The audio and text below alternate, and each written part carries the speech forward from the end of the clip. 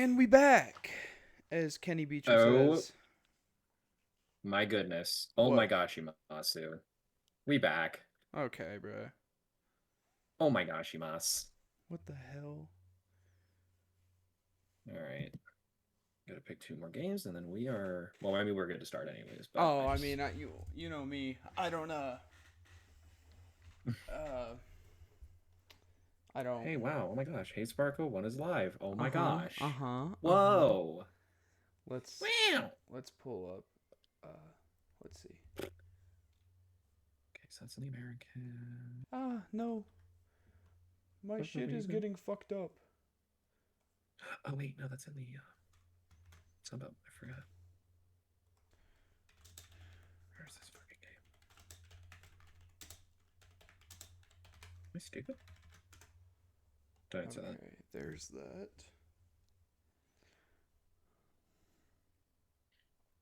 Yeah, so it's about. Why is it fucking showing up? Well, whatever.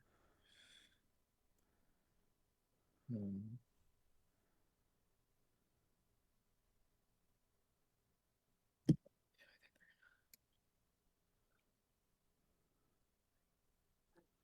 Just the nuts. And then. Hmm. Sorry, From I'm these. texting Bimpy right now. Yeah. All right. Great. Do-do-do-do-do. Good morning. All right. I'm good. You good? Pretty much, yeah. We I'm good? just picking my last. I'm just picking my last game Oh, of for the this week? slate. Come on, bro. Be like me and just pick it at random when the time comes. Well, I have to pick the winners, obviously. Oh, I guess. Hmm. Yeah, let the stats speak for himself, honestly. Okay, I'm done. Great. So, last time on Dragon Ball Z. No, I'm kidding. All right. Dragon Ball. I'm just kidding. There was stuff that happened this week. The NFL was There crazy. was, yeah, the NFL was a fucking shit show. Yeah, it was something all right. Cowboys Raiders happened, I guess. Um, Dak is like low key kind of goaded. Well, I could have told you that Dak is a decent Yeah. quarterback. No, we Ben knew this. It's Yeah. just sometimes he proves the opposite Well, yeah. for no Yeah. fucking. Oh, actually, I forgot to turn this light on. There we go.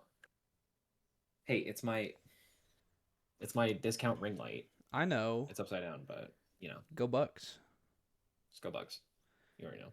So, Um, what yeah, are Monday was uneventful. Thursday was just kind of funny. Thursday? What game was Thursday? Oh, The oh, Josh Allen oh, oh, experience. yeah, yeah, yeah. The Davis Mills game. Davis Mills and prime Josh Allen experience. Yeah, that was, dude. Uh,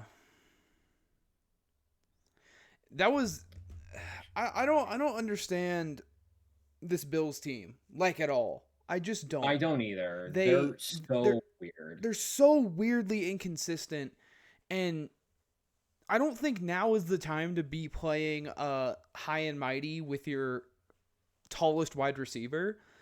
Keon Coleman has been terrible all season, but when Josh Allen is throwing two picks against the Texans defense, where outside of I mean, there's Derek Stingley, but Who's the safety?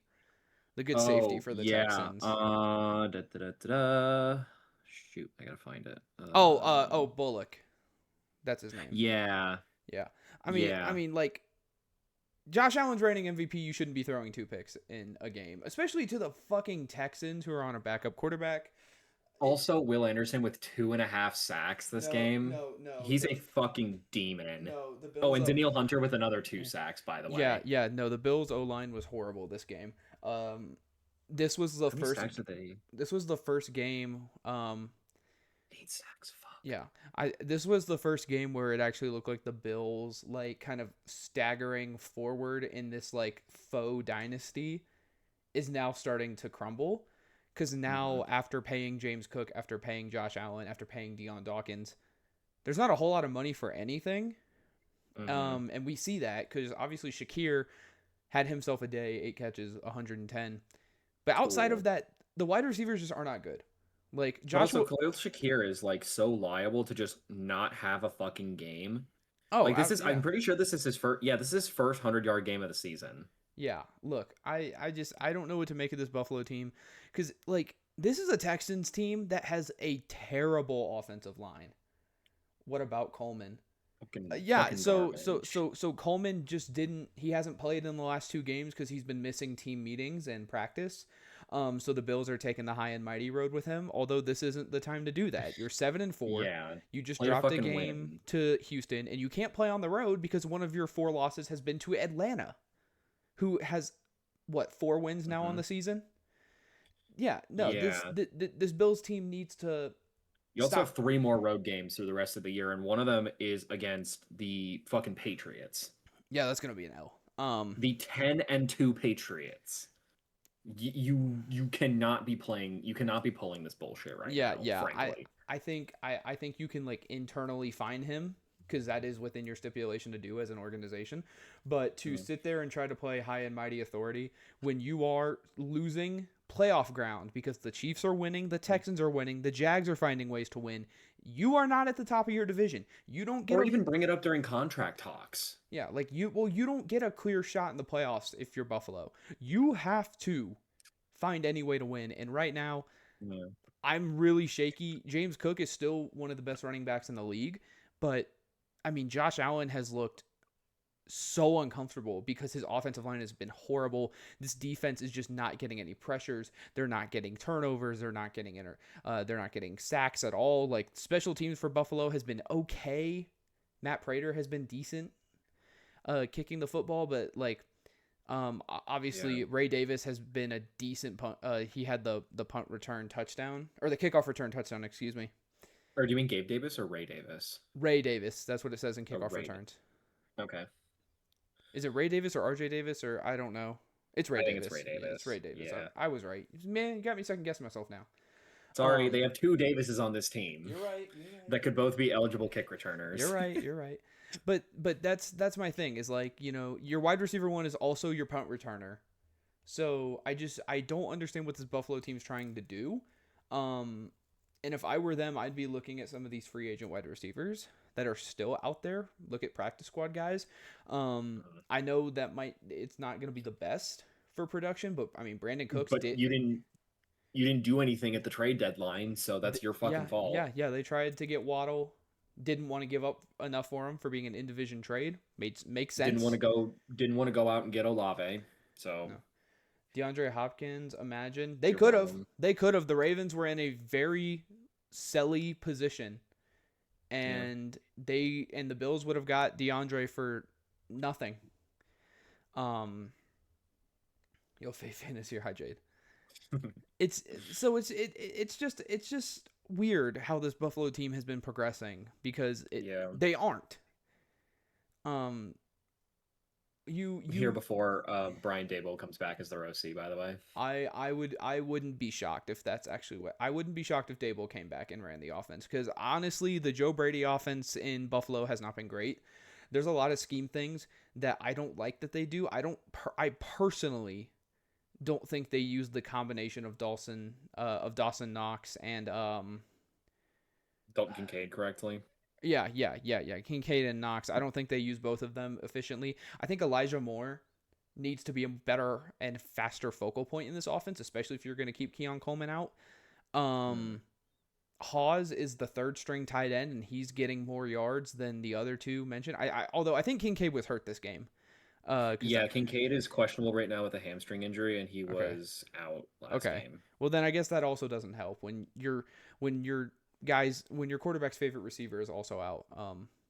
That being said, this was Gabe Davis's first game this season, I believe. I believe this was Gabe Davis's first game. Let me check that.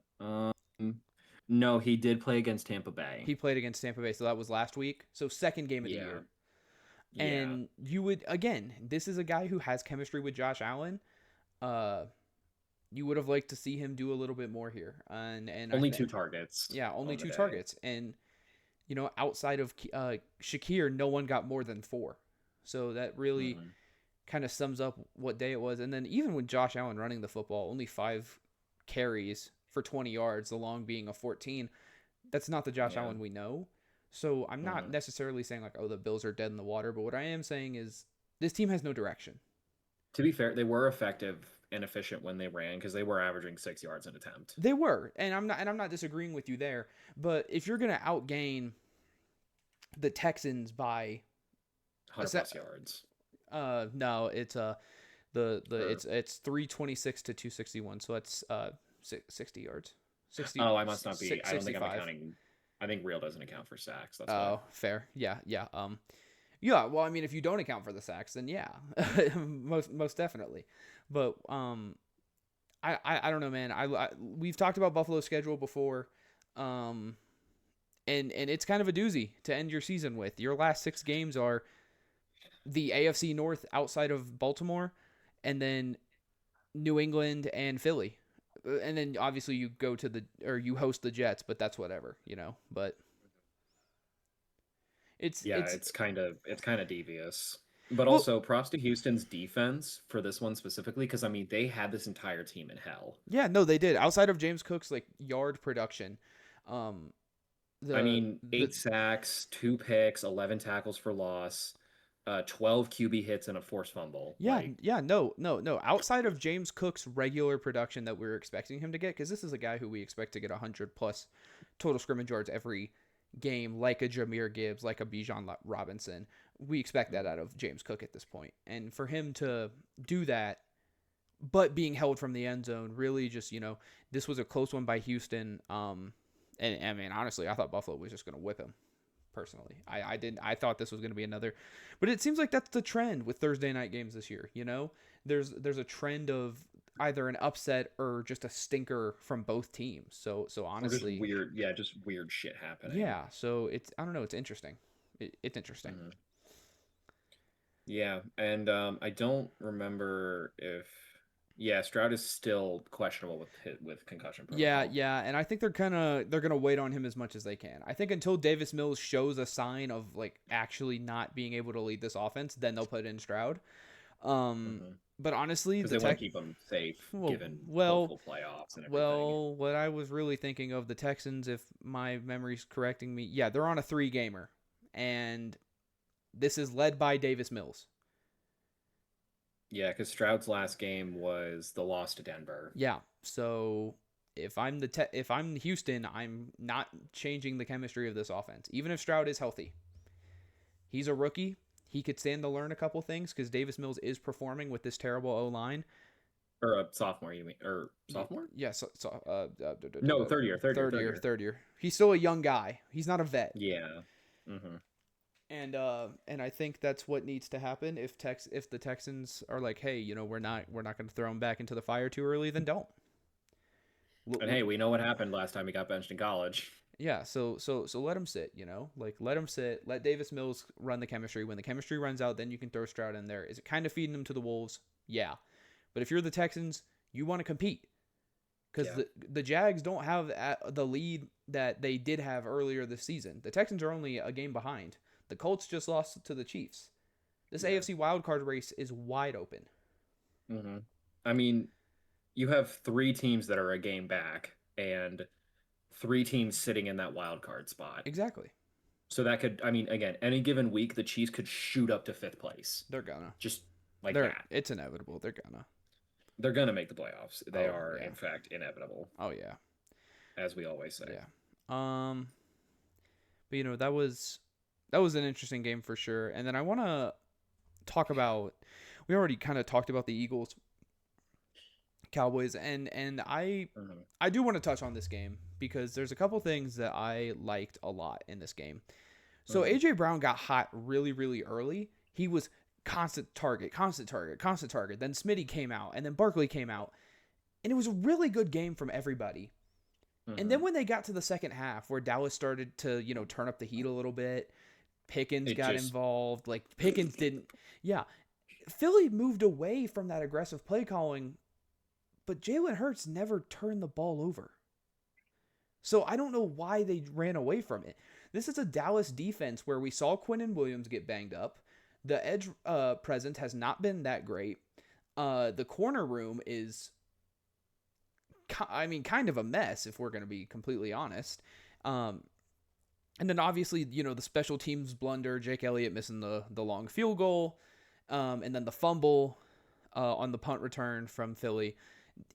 This just wasn't a game where I think Philly could afford to take their foot off the gas, and shutting down that run game really disrupted Philly's offense, which makes you wonder, why is Philly afraid to throw the ball more? Because Saquon Barkley only carried the ball 10 times. Tank Bigsby only carried the ball once. And they still were only able to muster 63 yards of offense in the rush game. But then in passing, after that first half, Jalen Hurts was just silent. He did not look for A.J. Brown. He was constantly forcing the ball to Smitty and Goddard.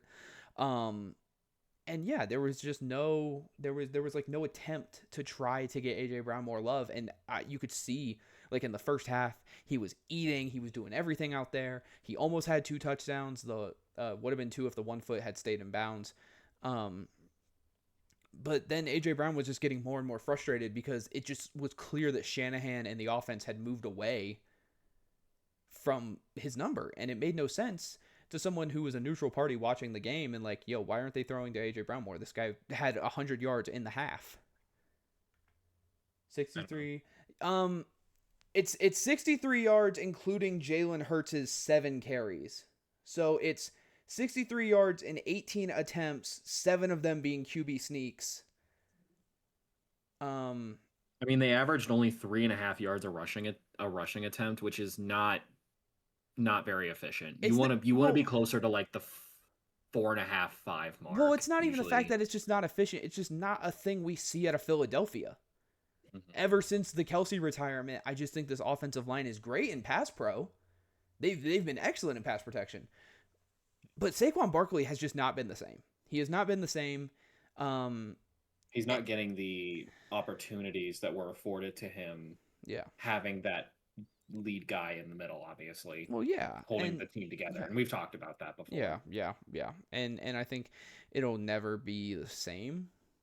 Yeah. Unless the Eagles actually go out and spend one of these high draft picks on a center, which I don't think they will. But it's just interesting because this is just a game from the Eagles. They were up 21-0. And then they just stopped playing. They stopped playing aggressively. Hurts looked really uncomfortable because they couldn't establish the run, so he had to drop back a lot more. Yeah, and this is a situation where you would look at the box score and you'd be like, oh, Hurts had a really good game. But when you factor in the entire second half, he did not look good. He was flustered. Yeah.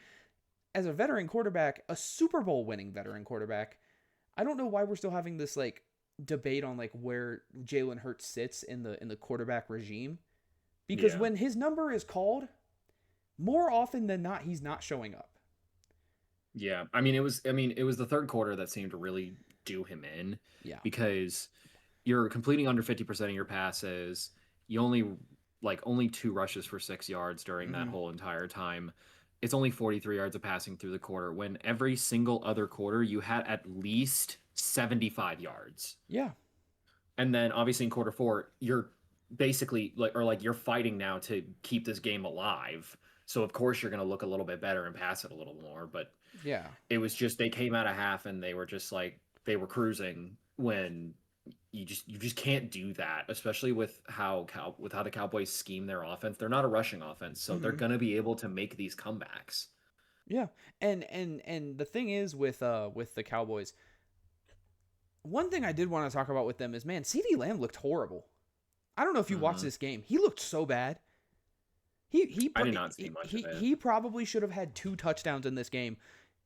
11 targets, 4 receptions, and half of them, I want to say half, 4 of them were drops. 4 of them were easy drops that he normally gets because he has great hands, and especially on a one-on-one. But he just didn't have it today. George Pickens, on the other hand, 9 for 9, 146 and a touchdown. And that moves me to my next statement. Do you think the Cowboys are going to pay George Pickens? Yes. This is a contract year for him. Yes, they need to pay him because on the year so far, let me just pull up these stats just to make sure I'm correct in this. I think he's still top 5 in receiving yards. He's top 2. Wow.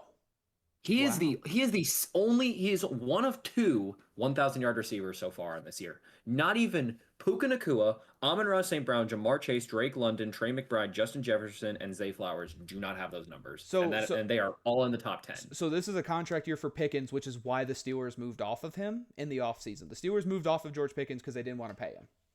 And he wasn't producing as much as they thought he would in Pittsburgh. Even though the entire Steelers wide receiver and yes, core... it is a 1 year, Jacob. Yeah. Mr. Dearlair, excuse me. Yeah, no, the Cowboys got the Cowboys got the last year of his contract. Yeah. But here's the thing with George Pickens. Compared to the Steelers wide receiver core, so every wide receiver on Steelers, DK Metcalf, Roman Wilson, Calvin Austin, etc., have a total of 1,082 yards compared to George Pickens' total, which I believe is like what, 1060? 1,000 I think it's pretty close to 1,080. It's 1054. 1054. So there you go. So 30 yards short of an entire team's worth of wide receivers. Mm-hmm. And this is a Steelers team that traded for and extended DK Metcalf. Traded for and extended. They were this is them competing in the wide receiver market. And somehow, some way, they made out worse. And I just my camera's my stuff is messing up. There we go. That's better. But yeah, it's not full gov. Well, see, that's my thing with the Cowboys. So you have to look at it like this. Dak is obviously still on his big money contract. I think this is the 3rd year of his major extension, maybe 4th. I think he'll this is his 3rd. 4-year, 240 signed in September of 2024. So this is his 2nd year. The 2nd year, going into his 3rd year next year. So I don't know how the contract is laid out, because he'll be going into the 3rd year. If so this is what I'm trying to get at. It's average of. Well, I'm trying to see if it's front loaded or back loaded. Backloaded. Figured. Backloaded really hard. Okay. Yeah. Because the cap hit per year is 44 million, 50 million, 74 million, 68 million. So they backloaded the fuck out of it. 74 for next year. And that's what I'm saying, man. So they have Dak eating $74 million next year, and they already have CD extended. They just traded for Quinnen Williams, who has a big contract. He has a huge contract. Oh, and also, actually, I'll just share this with you because I think this is interesting. Go for it. Mind you, that's the potential out in 2028 for 4 years, 236 million. Yeah. Mind you, the next year, you see that 78 million? Here, next year. I'm trying to zoom in. 78 million the next year. Yeah, that's crazy. That's insane. Like if he gets like cut or traded or any of that, do you like that dead cap money is stupid. Yeah, no, it's definitely ridiculous.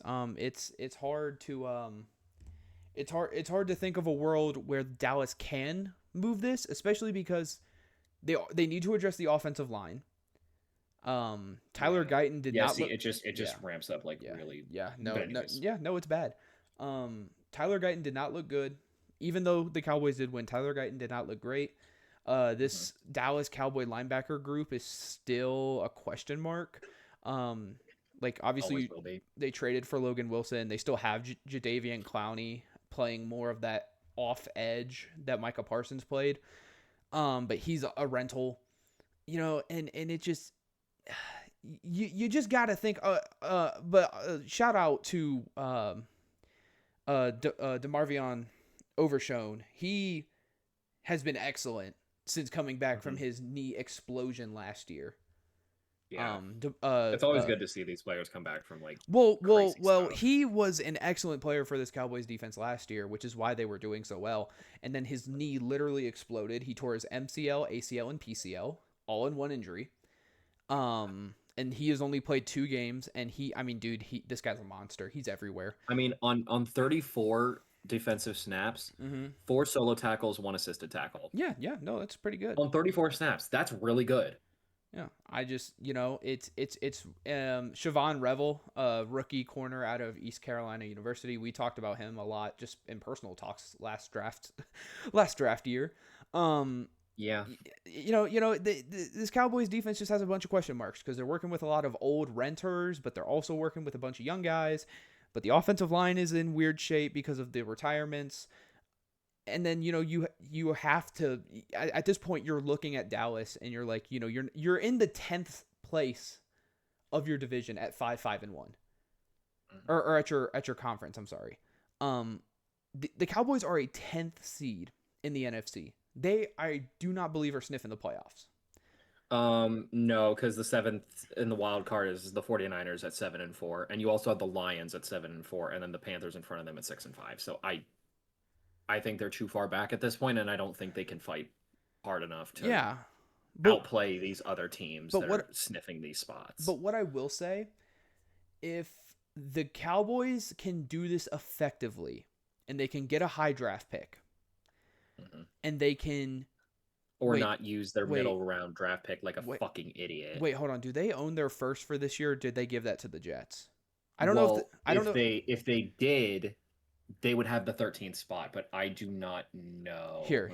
Let me look up the Quinnen Williams trade. Draft order. Quinnen Williams trade. Okay, they gave up their second for 26 and their first for 27 is what it was. Okay, so they have their first round this year.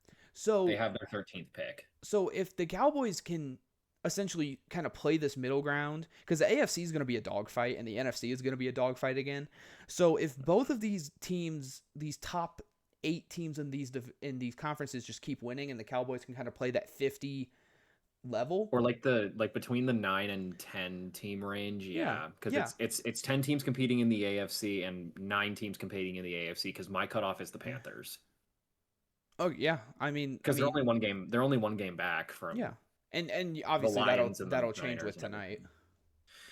Yeah, obviously, and also the thing is they're gunning for the Bucs right now. The Bucs are 6-5. They could just as easily. Yeah. So.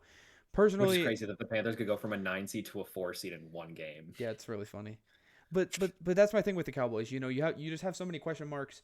But then you also feel like you have to pay George Pickens because I mean he's been excellent in this offense. He's been so amazing, especially when CeeDee Lamb was out for those 4 weeks. He just emerged. But then you look at guys like when Kayvon Turpin finally gets a catch. You're like, well, do we need him? Like, can we use Kayvon Turpin more? And then you put him at running back and he fumbles the ball immediately. You're like, okay, well, then we can't use him. So then you have to rely on Javonte Williams a lot, which, I mean, 1,000 yards on the year so far is really good. Yeah, 1,000 scrimmage yards, I should say. He's been serviceable. He's a rental, again. This is a Cowboys team that has to pick a direction because, look, if the Cowboys keep losing, this was a game where I would have liked to see the Cowboys lose because then you could be like, okay, let's go get Jeremiah Love. Let's go get our franchise bell cow, and let's really make a run at this thing with Quinnen Williams for a full season, with Logan Wilson for a full season. We'll get Malik Hooker back at safety. Siobhan Revel will say this much, though, as a quick pause. Javonte Williams is actually sitting at 5th place in the total rushing yards leaderboard for the NFL right now. Yes, but that being said, again, he is on a rental. But his contract is short. If I'm the Cowboys, I'm not paying Javonte Williams again. I would much rather pay George Pickens, get Jeremiah Love. Because not only do you have Jeremiah Love guaranteed for 4 years, because all first-round contracts have to be 4 years, you know that you paid your number 2 guy. And I think if I'm the Cowboys, like this was a game that obviously, yes, it feels good to win. Division rival. You come back 21-0 at home. That's excellent. But if I mean, I'm looking at the rest of the Cowboys schedule right now, and you host the Chiefs again, could be winnable. Who knows which version of Patrick Mahomes shows up this season? But then you go to Ford Field, and then you host Minnesota, and then you host LA, and then obviously you round out your season with the bottom 2 of the NFC East. But you think will he? I don't know. I feel like both got to. You got to fight for both. They have had running back issues, but that's what I'm saying is Javonte Williams also was not the most productive man in Denver. This is true. And yes, he is having a great season in Dallas, but if my memory serves me correct, I think he's 28. He's 25 actually. 25. Okay, so a little younger than I thought. So I mean, you absolutely could go ahead and he's averaging 5 yards a carry right now, which is good. Good. It's good. It's not like supermax contract levels of craziness. If you can lowball Javonte Williams, I definitely think that you can try. But if I'm the Cowboys, he's not my priority because this is a loaded running back class. Loaded. Very, very. And you have both the Penn State running backs. You have Jeremiah Love. You have Coleman from Washington. I know the UTSA running back. Ahmad Hardy's going to go too early. The University of North Texas running back. I don't know if he's going this year. Hawkins, I believe. Yeah, say the UNT running back. You have the UTSA running back. You have. I know I'm missing one more. Ahmad Hardy is going to go too early, I think. There's a running back out of Jacksonville State. State running back. Yeah, we've talked about him a couple of times. Is the Ole Miss guy. The touchdown machine. Something Lacey. Is he a sophomore? Let me check. Oh wait, I can't check over. Fuck. Here. I'll just look up Ole Miss Lacey. Yeah. Kawan Lacey. Kawan Lacey he's 19. Yeah, it's only his second year. Did he redshirt? He only played 5 games when he was at Mizzou. Is redshirting 3 games or 5 games? 3. You get 3. Okay. So he's a sophomore. Okay. Well, just straight up, no red shirt. Well, yeah. I mean, like this is still a very good draft class. I mean, look, I think you can do both. If you want to do both and really bolster this offense, I think you can do both. However, if I'm also the Cowboys, I'm looking at a linebacker. So. And you don't have your second round pick this year, which would be a really good get if you could get the guy out of Texas Tech. Rodriguez? Yeah, Rodriguez. I feel like Rodriguez is going to go first round. That's the issue. He's been having such a good year. He has been having such a good year, but I feel like linebacker is a very undervalued position in the NFL because you can have these guys who play safety, who gain a bunch of weight, and then play linebacker. That's what Logan Wilson did. Well, actually, you could gun for either Jacob Rodriguez or David Bailey, depending on how you want to go. True, and that's why you have the guy who has 55 solo tackles, 9.5 tackles for loss, or you have the guy that has 12.5 fucking sacks and 16 tackles for loss. Yeah, you pick your poison. We're getting too ahead of ourselves. We gotta talk scores. I'm sure we'll do a draft video at some point, but we gotta talk once it becomes time. Yeah. Anyway, yes. I watched the Jacksonville Cardinals game. Yeah, the Cards are they're just a quarterback away, I feel. Yeah. And a running back away. Not having... Well, when their running backs don't break their fucking legs. Speaking of scores, Kyle, let's see that fantasy lineup. Wait. We do not need to. We do not need to. Like Michael Carter he had 2 really good plays on the ground, but Bam Knight was horribly, horribly inefficient. And then, it's just another day where you're missing James Conner and also, I almost scored more than you, Bozo, so I don't want to hear it. You were only 2 points ahead of me. Who's the other guy? Bam Knight? No, the other guy who's hurt. DeMarcado? Not DeMarcado, the second string guy. DeMarcado's the third. The guy they're running on a 4th and 5th. Michael Carter, Bam Knight, Trey Benson. Trey Benson, that's who it is. Trey Benson's their second. Yeah. Trey Benson, this is just a Cardinals offense that has. I mean, Jacoby Brissett has looked really strong in this offense. Michael Wilson has been an amazing wide receiver with Marv out. I mean, it's been ridiculous. Appendix. I didn't realize it was. Dang, is it that shit about to explode or some shit? The fuck? And then once again, yes, the Jags won, but not to the help of Trevor Lawrence. We are having Trevor Lawrence conversations again Because as we always will. 18 of 30 on 256, and you throw 3 picks. Buda Baker's first of the season, Akeem Davis Gaither's first of the season. Shout out to Akeem Davis Gaither, former Bengal. And then this other cornerback, his first of the season. Like, what are we doing? This man cannot read a defense, and he is like 5 or 6 years in. So I want to throw some stats out for this game, just because I got him here. Go for it. He had 31% of his passes under pressure. Time to throw average was about 3 seconds. That's high. That's high. Yeah, 2 seconds is usually like middle ground. Yeah. You want to get the ball out quick. Less than 10 air yards average, 9.6. About 28% play action. He was minus 0.1 completions over expected. And I think that's about it for like the super advanced stats. So again, he's holding on to the ball for fucking ever. Yeah. He doesn't 3 sacks, 3 picks, and lost a fumble, by the way. Four turnovers on the day for him. Yeah, he can't read a defense. And a lot of these plays that he's making, like, Parker Washington is a very good wide receiver who has really stepped up this season in the absence of BTJ. Mm-hmm. Brandon Strange, his favorite target coming back from injury yesterday, looked really good. And then, Jakobi Meyers' first game or second game as a Jag? First or second game? Not his first. Oh, no, like third. Yeah, third game, first touchdown as a Jag. There it is. He's been good for them so far. Yeah, averaging about 50 yards a game. For what they paid. For what they paid, he's been solid. I would really like to see this offense with BTJ, but man, oh man, is Trevor Lawrence just not good? Yeah, he's just not good.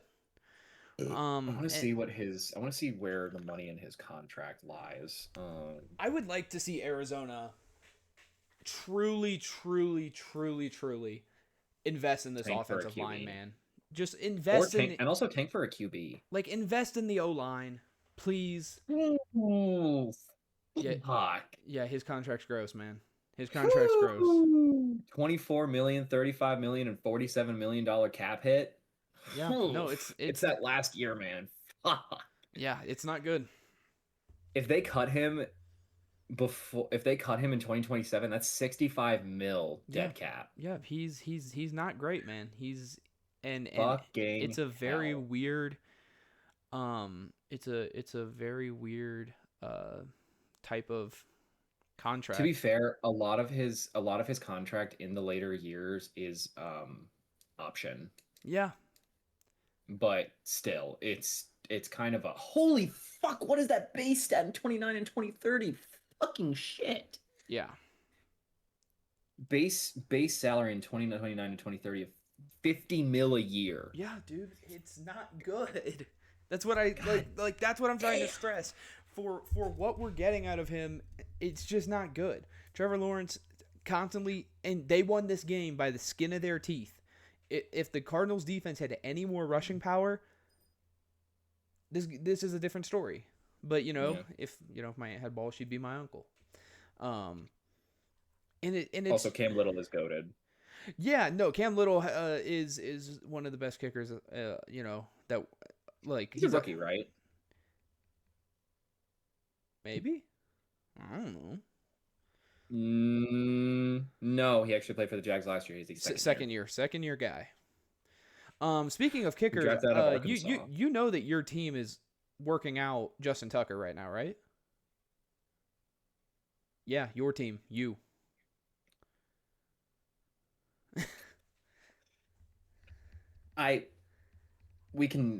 We can talk about that in a second when we get to this game, because I have some choice words for some choice individuals. Yeah.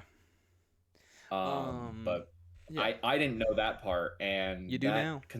That concerns me deeply. I'll say that much. But yeah, Arizona was only outgained by not even 50 yards.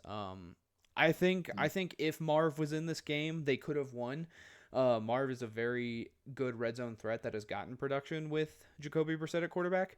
Trey McBride not touching the end zone against the Jags team that has had a lot of secondary issues since trading away Tyson Campbell was definitely a head scratcher to me. Dortch has done really well as wide receiver too. He's really like flung himself into this offense. But I don't know. It This team is weird. this The team is Cardinals are weird. weird. The Cardinals are The weird. Cardinals are really fucking weird. They're weird. Except the thing is like their defense isn't bad. They gave up 27 points to the Jags, but they did get the 3 turnovers. One of them being the scoop and score by I don't even want to say his name because I'm so mad. Walter Nolan the third. Because he was supposed to be a Bengal. Cardinals picked him before us. He was supposed to be a Bengal. He was supposed to be a Bengal. Good for him getting his. Yeah, yeah. Great for him. Like Cody Simon has looked great as a key linebacker in this offense. Like I said, Akeem Davis-Gaither has been getting the call. And this young secondary outside of Budda Baker, like obviously Budda Baker's still good, but the rest of the secondary is relatively young, and they all look great. Also, I want to give a shout out to another Ohio State guy, Denzel Burke, only allowing 1 reception on 5 targets. Yeah, no, like when Denzel Burke and Will Johnson are playing along with Budda Baker, this has been a great secondary. Play this game? I forget if he's back or not. I think he's still hurt. Let me check that real fast. But anyways, keep talking. But Calais Campbell at his age is still getting sack production, which is insane. Josh Sweat, since getting traded and getting the extension, 9 sacks. He has not played since the Dallas game, by the way. Yeah, so yeah, he is not playing right now. I figured he was still hurt. Hip stuff. Yeah. Who is this? Ojulari. Oh, BJ Ojulari. Yeah, I remember him at LSU. BJ Ojulari has also been great. Like, this is an Arizona defense that has a ton of pieces that I think is meshing really well together. I just want to see them invest a little bit more into this offense. They got Marv. They got Trey McBride. The running back room is a big question mark. We'll have to see how they go into the offseason with that. I think this would be a nice contending team to maybe throw some money at a Javonte Williams, at a J.K. Dobbins, at, one of these rental, like maybe right now they draft 9th, and if they lose one more, because they're sitting at 3-8, and the number 2, 3, 4, and 5 teams are sitting at 2-9/2-10. Yeah, but I don't think I'd want them to go running back in this draft this early. You have a really poised pick early. If you can trade back, trade back. But I would like to see this Cardinals team go for an offensive lineman, because they have had some pressure issues. Paris, as much as I love Paris Johnson, there were some times where he just did not look good in this game when, you want your franchise left tackle to look, and he hasn't looked great. Against Josh Hines Allen, the Jacksonville superstar defensive end, he one-on-one, he was losing every time. Yeah. I would like to see them go get another lineman to kind of help alleviate some of that pressure. And I would like to see the Cardinals go and get Spencer Fano out of Utah. I would like to see them get another huge tackle. Although he did just get injured this weekend. I don't know what the injury was. I don't know what the injury is. I know that he's hurt, but I mean, that's an investment. Season-ending injury. What is it?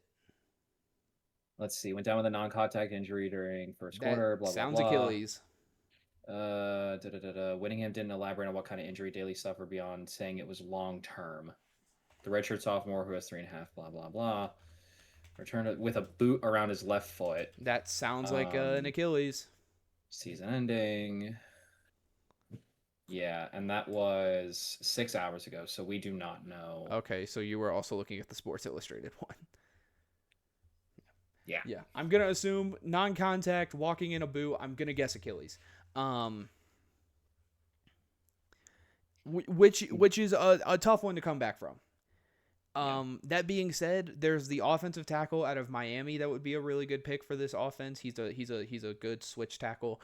I forget his name, but then Utah's other tackle is also very good. It's Spencer Fano and the other bookend. They're both very, very stout tackles. I think if Arizona wants to trade back to get one of these guys, they absolutely could. And maybe one of these teams who wants a skill position player can jump up. Like, look, I would just like to see the Cardinals invest a little bit more. They're almost there. Caden Proctor out of I don't think he'll go first round. Alabama. I think he's good. I don't think he'll go first round. Hmm. I like some of these other guys, like the Utah guy, like the Miami guy. If you're gonna go guard early, I like the one out of Penn State. He's really good. Those guys Oh, are I'm not pronouncing that. Nope. those guys. Yep. Jane Roberts as well. If you're going for that position as well, those are kind of the top two Yeah, guys for the rating. yeah. I like those guys a little bit more because they're just more technically sound than Proctor. I do like Proctor. I think he's a great body. I just don't know. Although he does kind of fit that Arizona scheme. They really like their big, huge bookends. They kind of go for some wider guards. I definitely think he could work in this offense. I just think if you have a high pick and you're not trading back, I wouldn't select Proctor that early. And that's all I'm saying. Yeah. I think Arizona's close though, man. I like a lot of things about this defense. I like a lot of things about this wide receiver core, even though it's not as star-studded as other ones. I think it's very skilled. It's just the question of, does Arizona give Jonathan Gannon the benefit of the doubt? Given all the things he's done this year, in and outside of coaching, like he was in the headlines a couple times for how he talks to his players and how he treats his players. Yeah. Being 3-8, although you are rocking on a backup quarterback, and Marv is out, and James Conner, and Trey Benson, it's hard to say. If I'm the Cardinals, the defense has looked great. So, and that does that is his specialty. That is, and people kind of forget about that sometimes. You know, like a coordinator can do things. The head coach sets the scheme, essentially. You have a scheme that you have, and you bring in coordinators to run that scheme. Yeah. And you have coordinators to run that play calling, but the head coach sets up the scheme.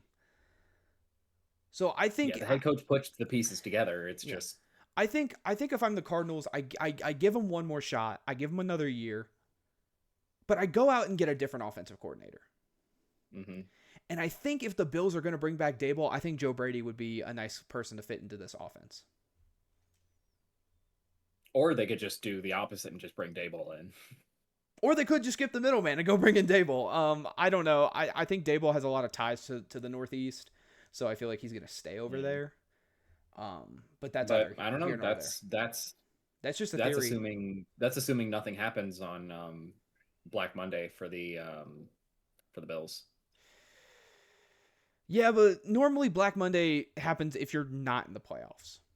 Yeah. So if the Bills make it, then we'll wait and see. But that gives the Cardinals an opportunity to jump the gun. True. It's all in corporeum. This is us speaking into the universe. Yeah. Anyway, Steelers Bears. That was a crazy game. Yeah, that was wild. Caleb Williams is good. He is good at football. As much as people don't want to say it, Mr. Flamboyant Flock of Flame is indeed going crazy. That's a name of all time. Flamboyant Flock of Flame. Yeah. Yeah, he looked good. The Steelers again, the corner issues strike again because DJ Moore got 2 touchdowns. A guy who's been silent pretty much for the half of the season. JSN, moving on to the Seahawks-Titans game. JSN is the number 1 wide receiver this season. And not just in terms of yards. It's not just in terms of yards. He's already broken the Seahawks receiving record, and we are 11 games in? Yeah. Mind you, that was set by DK Metcalf in 16 games, I believe. Yeah. On the opposite team, Cam Ward is so skilled. He had really boneheaded interceptions and fumbles. We're only 11 games in, and I feel like he's improved drastically, especially since Brian Callahan has gotten out of this offense. Yeah. I mean, he hasn't thrown a pick in 3 games. Cam Ward has looked excellent. He's running the ball very well.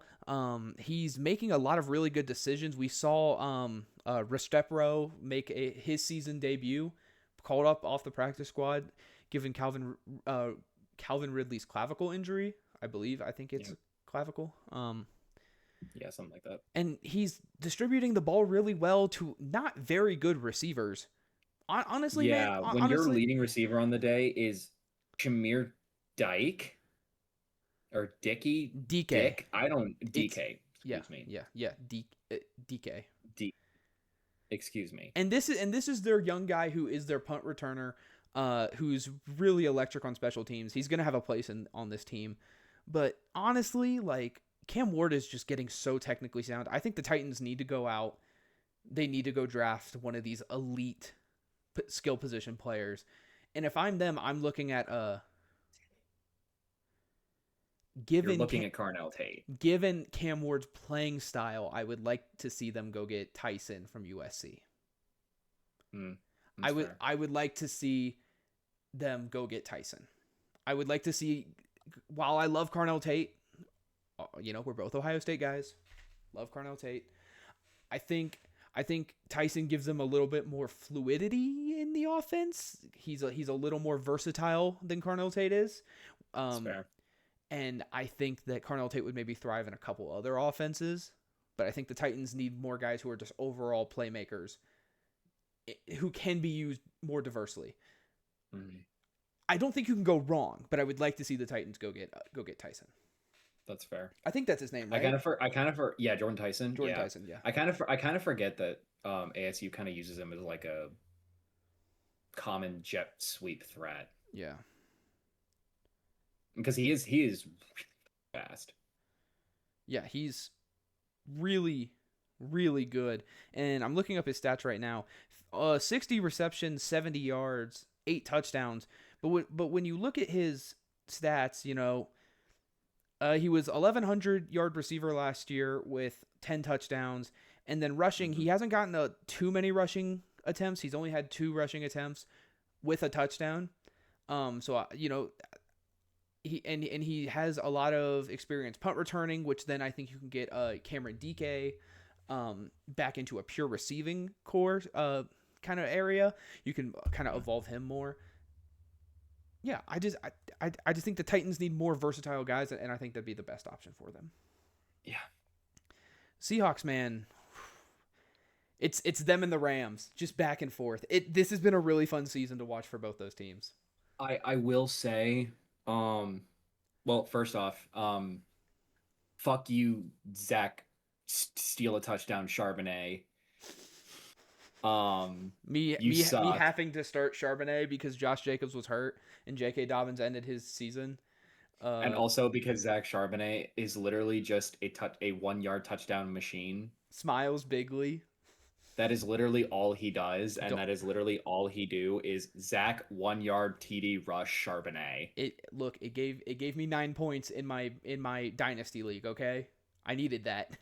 It is very akin to a certain Ohio State running back. I won't name any names. CJ Zach Charbonnet Donaldson. Drake May. Drake quotes Drake May. That is one of my favorite memes ever, dude. Drake May. But I will say this was the Sam Darnold experience that the Seahawks like to see. Yeah. But at the same time, I have a feeling Seahawks fans are sitting on the edge of their seat wondering, when is New York Jets Sam Darnold going to come back during the playoffs? Because that Rams game last week was disgusting. Terrible. That was disgusting, and it should be a ominous omen, I think, for come playoff time. What I'll say about that is this Seattle offensive line, we knew going into the season wasn't going to be great, but what we did know is Sam Darnold was going to try to throw the ball any way he could, and so far he's doing that. I think it's for better or for worse. For better or for worse. And I think it's going to really, really come to play if the Seahawks, I don't think they're going to beat out the Rams for that first place spot. Hell no. Which is, unfortunate because you're going on the road. But one thing I think the Seahawks are hoping that they face is not the Los Angeles Rams. If I'm the Seahawks and I'm like, okay, well, what am I going to do? Because they're the 5th seed right now, so what seed would they face? The 4th? They would face Tampa Bay currently. So if the Rams keep winning, then the Seahawks will have to face more than likely the NFC South That's not participation a bad trophy. spot to be, because No, then it's you get not. either the Bucks or the Panthers, and those are two teams you can definitely beat. The only thing I wouldn't like to see is if somehow the Seahawks kind of, because Green Bay is 7-3-1, so they're only a half game behind. So if the Seahawks slip a game and Green Bay takes that spot, what Seahawks are looking at is the Bears. And that is a really good secondary. The Bears have 3 of the 4 top turnover leaders, and I don't know, I man. mean, they're averaging 2 takeaways a game. Yeah. This is a That's stupid. the Seahawks are going to have to be a very situational team this playoffs, and it's gonna get That's them. the issue. Will they get the cupcake bracket, or Yeah. will they get the rough end of the stick? Because also if you fumble bad enough down the stretch, you're just done. Oh yeah. No. The Niners and Lions are eyeing you up. And especially if the Panthers win today, they're gonna be out for blood. So Yeah. yeah, it's definitely going to be an interesting final back third of the season for everybody involved. Yes. That's pretty much from that game. Nothing really special. Ravens happened. It's the Jets. What do you expect? Yeah, Ravens happened. Packers happened. Except, I don't think we've made fun of this joke yet. We haven't. I'm ready. I know what you're talking about. Prepare to unleash 9. This just also goes to show everyone the true 9 resides in Cincinnati. Let that be known to everybody. He wears this logo. I can't take it fucking seriously. Dude, the 9 shit was so stupid. Yeah, I call him 9. Yeah, ever since that you've been playing like you're a fucking 4, buddy. Pack that shit up. Yeah, you're about to play for 9 interceptions, dog. Yeah. Oh no, sorry. He's 6-10. Yeah. So what we're referencing is JJ McCarthy said in a press conference that the guy who someone asked him that you turn into such a different person when you're on the football field. JJ McCarthy's like, yeah, I call him 9. Cornball. Really, man? Grown man with a wife and kid, by the way. Like hearing him talk about this average TTUM. True. Average Team Up North player. You are so right. Seeing that shit of him like meditating before the national championship game just to hand it off like 30 fucking times to Donovan Edwards, I think is the funniest shit of all time. I agree. Absolutely. What Mind you, his time to throw was 3 seconds too, so he was thinking about it before deciding to be ass. Oh yeah, man, absolutely. This dude sucks. Like, just genuinely, this guy fucking blows. He's so fucking buns, and we tried to tell Minnesota about it. Yeah, after watching him play for 2 years. Yeah, man, this guy sucks. On the Green Bay side of things, I will say, the backup running back Wilson, I don't know if it's Emmanuel or Elijah Wilson. Emmanuel Wilson. Really good game out of him. And that makes me really hopeful for when Josh Jacobs comes back, because Josh Jacobs hasn't had the greatest production this season. He's getting his touchdowns. But yards per carry, he hasn't been super great that like we saw him the last couple seasons. This gives me hope. And then I think the Packers can really start to step up this offense. If Josh Jacobs can really get to steamrolling when he comes back, he needs to get his efficiency up. That is for sure, because he's averaging less than 4 yards a carry, and that's just not something you want out of your franchise guy that you got from the Raiders and paid a fuck ton. Yeah, but that's what I'm saying. Like, if they can do that, that opens up for Christian Watson, Wicks, Romeo Doubs. And you can still run Emmanuel Wilson in this offense, because they've been running 2 running backs all season, and it's been working. So I'm really excited. Green Bay looked like they got on a hot back this game. Like they really got back into it. Micah Parsons, the man that you are. Man, Micah Parsons is so good at football, dude. It's actually disgusting. He's insane. Like, the fact that they got him for what I'd argue it's I don't even know if it's an overpay, underpay, anything, but they got it. They got Micah Parsons for 2 firsts. Worth it. I don't Worth it. care. At this Worth it. point, worth it. It was always worth it. You paid him. Just you have this him under year contract. alone. Yeah, you have him under contract for 4 years. This is the most worth it trade I've ever seen the Green Bay Packers do in my lifetime. What I will say, it's just it's crazy that they were able to keep Micah. They were able to get Micah while keeping Rashad Gary. This is insane. This duo has been beautiful all season.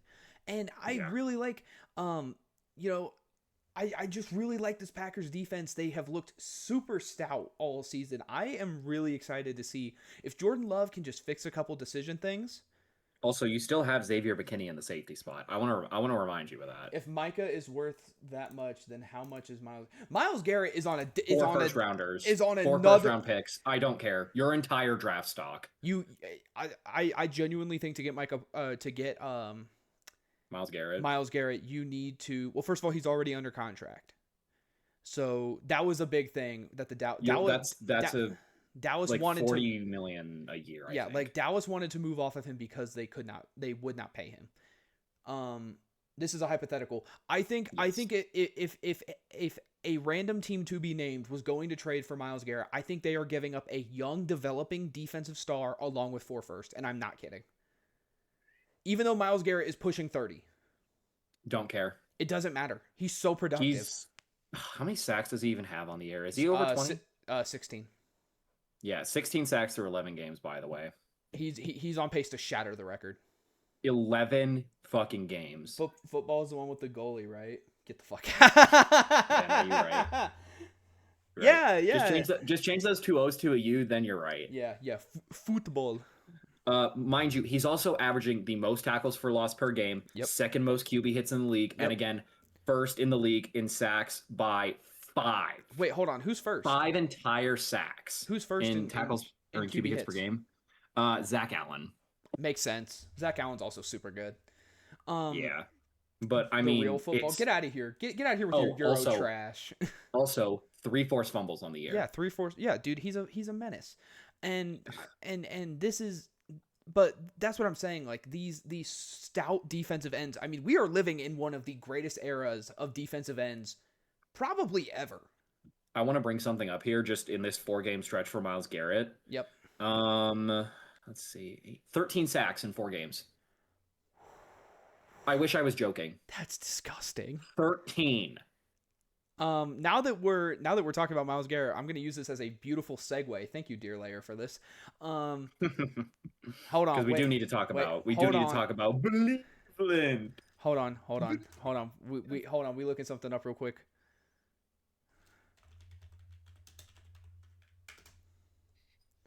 We got to play the song. Doing the Shaddam most.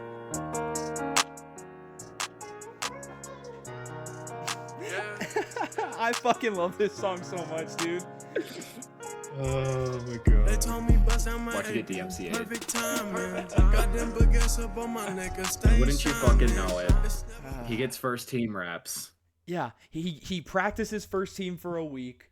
He goes out in an away game with and people were saying it's the Raiders. It doesn't matter. The Raiders and the Browns going into this game had the exact same record. And you know what Shedeur did?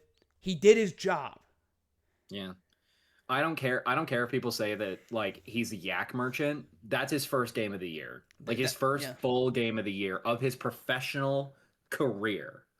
Yeah. And even if you say that, you cannot limit the Isaiah Bond catch where he chucked that bitch for 52. And that was in the breadbasket. It was beautiful play. Myles Garrett was in awe. Deion Sanders was in awe. The whole Allegiant Stadium was shell-shocked. Oh, because this is a guy who was going up against Max Crosby. And then, obviously, Jeremy Chin in coverage is a decent safety still at this time. Tommy Eichenberg at linebacker. Shout out to Ohio State, guys. Like this is a defense that gets to the quarterback decently. Jamal Adams obviously, came out of retirement, now plays linebacker. And we see this, like, Shedeur even post game. They were like, Shedeur, what was your thought process? He's like, I did what I do. I am who they said I need to be. Yeah. That's what you want in your young quarterback. Like the confidence this man is showing, I'm severely impressed. And as of today, Kevin Stefanski didn't want to say it. Post game, they asked him, Kevin Stefanski, who's going to be the starting quarterback, even if Gabriel gets cleared. And you know what he said? We're not going to get into that. First of all, Kevin Stefanski is a giant fuck. He's a piece of shit. Fuck you. When everyone was going around the locker room, congratulating the team on the win, getting the game balls, passing all that shit out, whatever. Kevin Stefanski said, shout out to another rookie, Shedeur Sanders, and everyone was like hype as hell, cheering for him, yelling. And then Kevin was like, that's enough. Come on, man. Let the dude relish. Fuck you. It's his first game and he got to win. Sanders been overhated just because of his draft part. He's overhated because people see him as a Nepo baby. Granted, he's only been coached by his dad. I'm not going to say that he's not. But what I am going to say, it's kind of unfair. It's kind of unfair for this guy to get a lot of shade, even though he's a really, really good player, just at his core. He's played with really good players. He showed out very well. Big 12 Offensive Player of the Year last year. His teammate won a Heisman because guess who was throwing him the ball? Shedeur Sanders. And honestly, I was really impressed with how he played. He didn't have he had the one interception. That was a whiff. He's been patient. Yeah. He's been super patient, man. I like, as a Bengal fan, I want this dude to succeed. He has been nothing but just waiting patiently. And now that he's given the opportunity to succeed, he's like, I'm going to go out and I'm going to do this shit. When he was asked to a reporter, they were like, what does it feel like being a starter in the NFL? Yeah. And he's like, it's back to normal. Because he started all his games at Jacksonville State. He started all his games at Colorado. All were under his dad. He was always the starting QB when he was like, high school, little league, all that shit. So this feels normal for him. So he's going to go perform. And I really think that this was a really great game for him.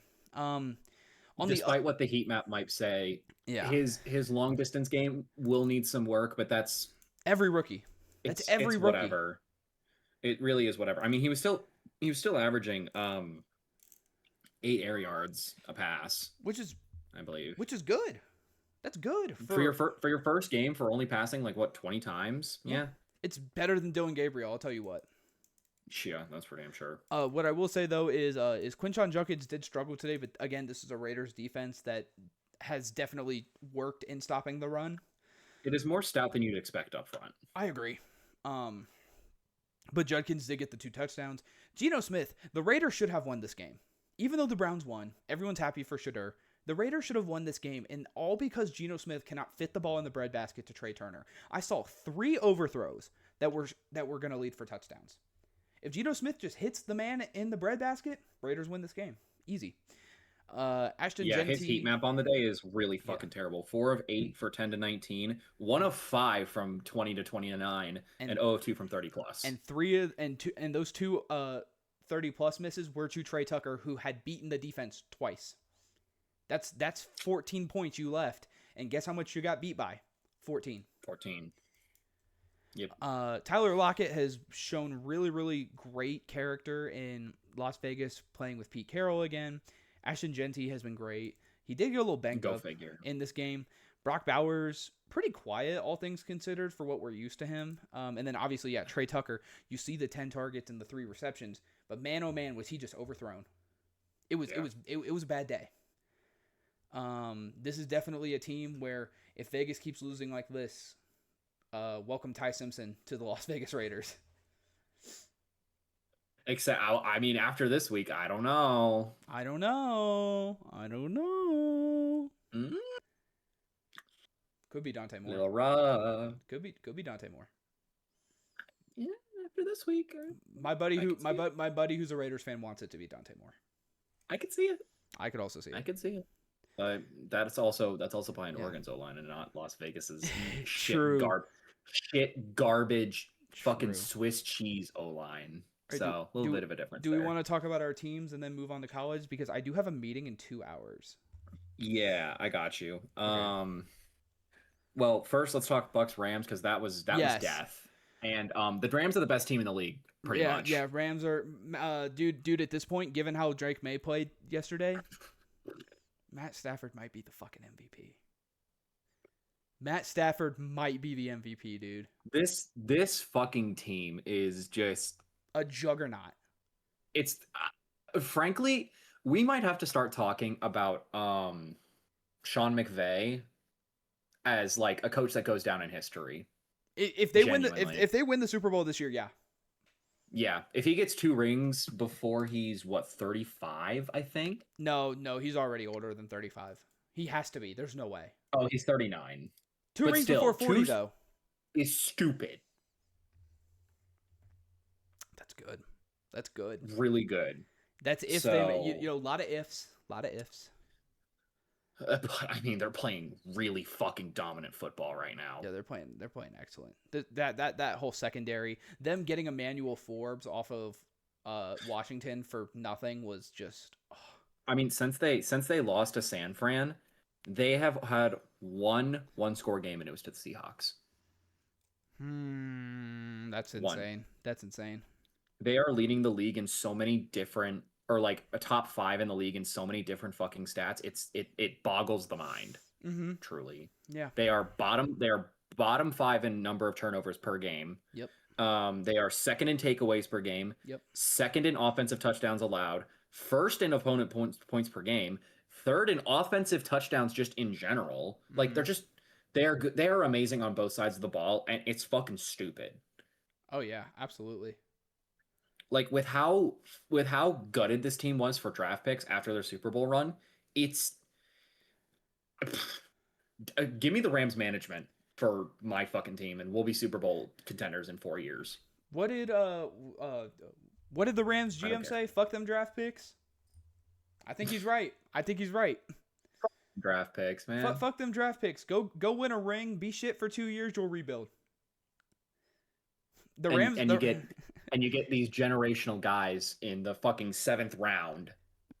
I mean, or you can just go back to back and draft 2 dudes from the same defense in Jared Verse and Brandon Fisk, and just have a generational duo at defensive end and linebacker, and then not to mention Durant, not to mention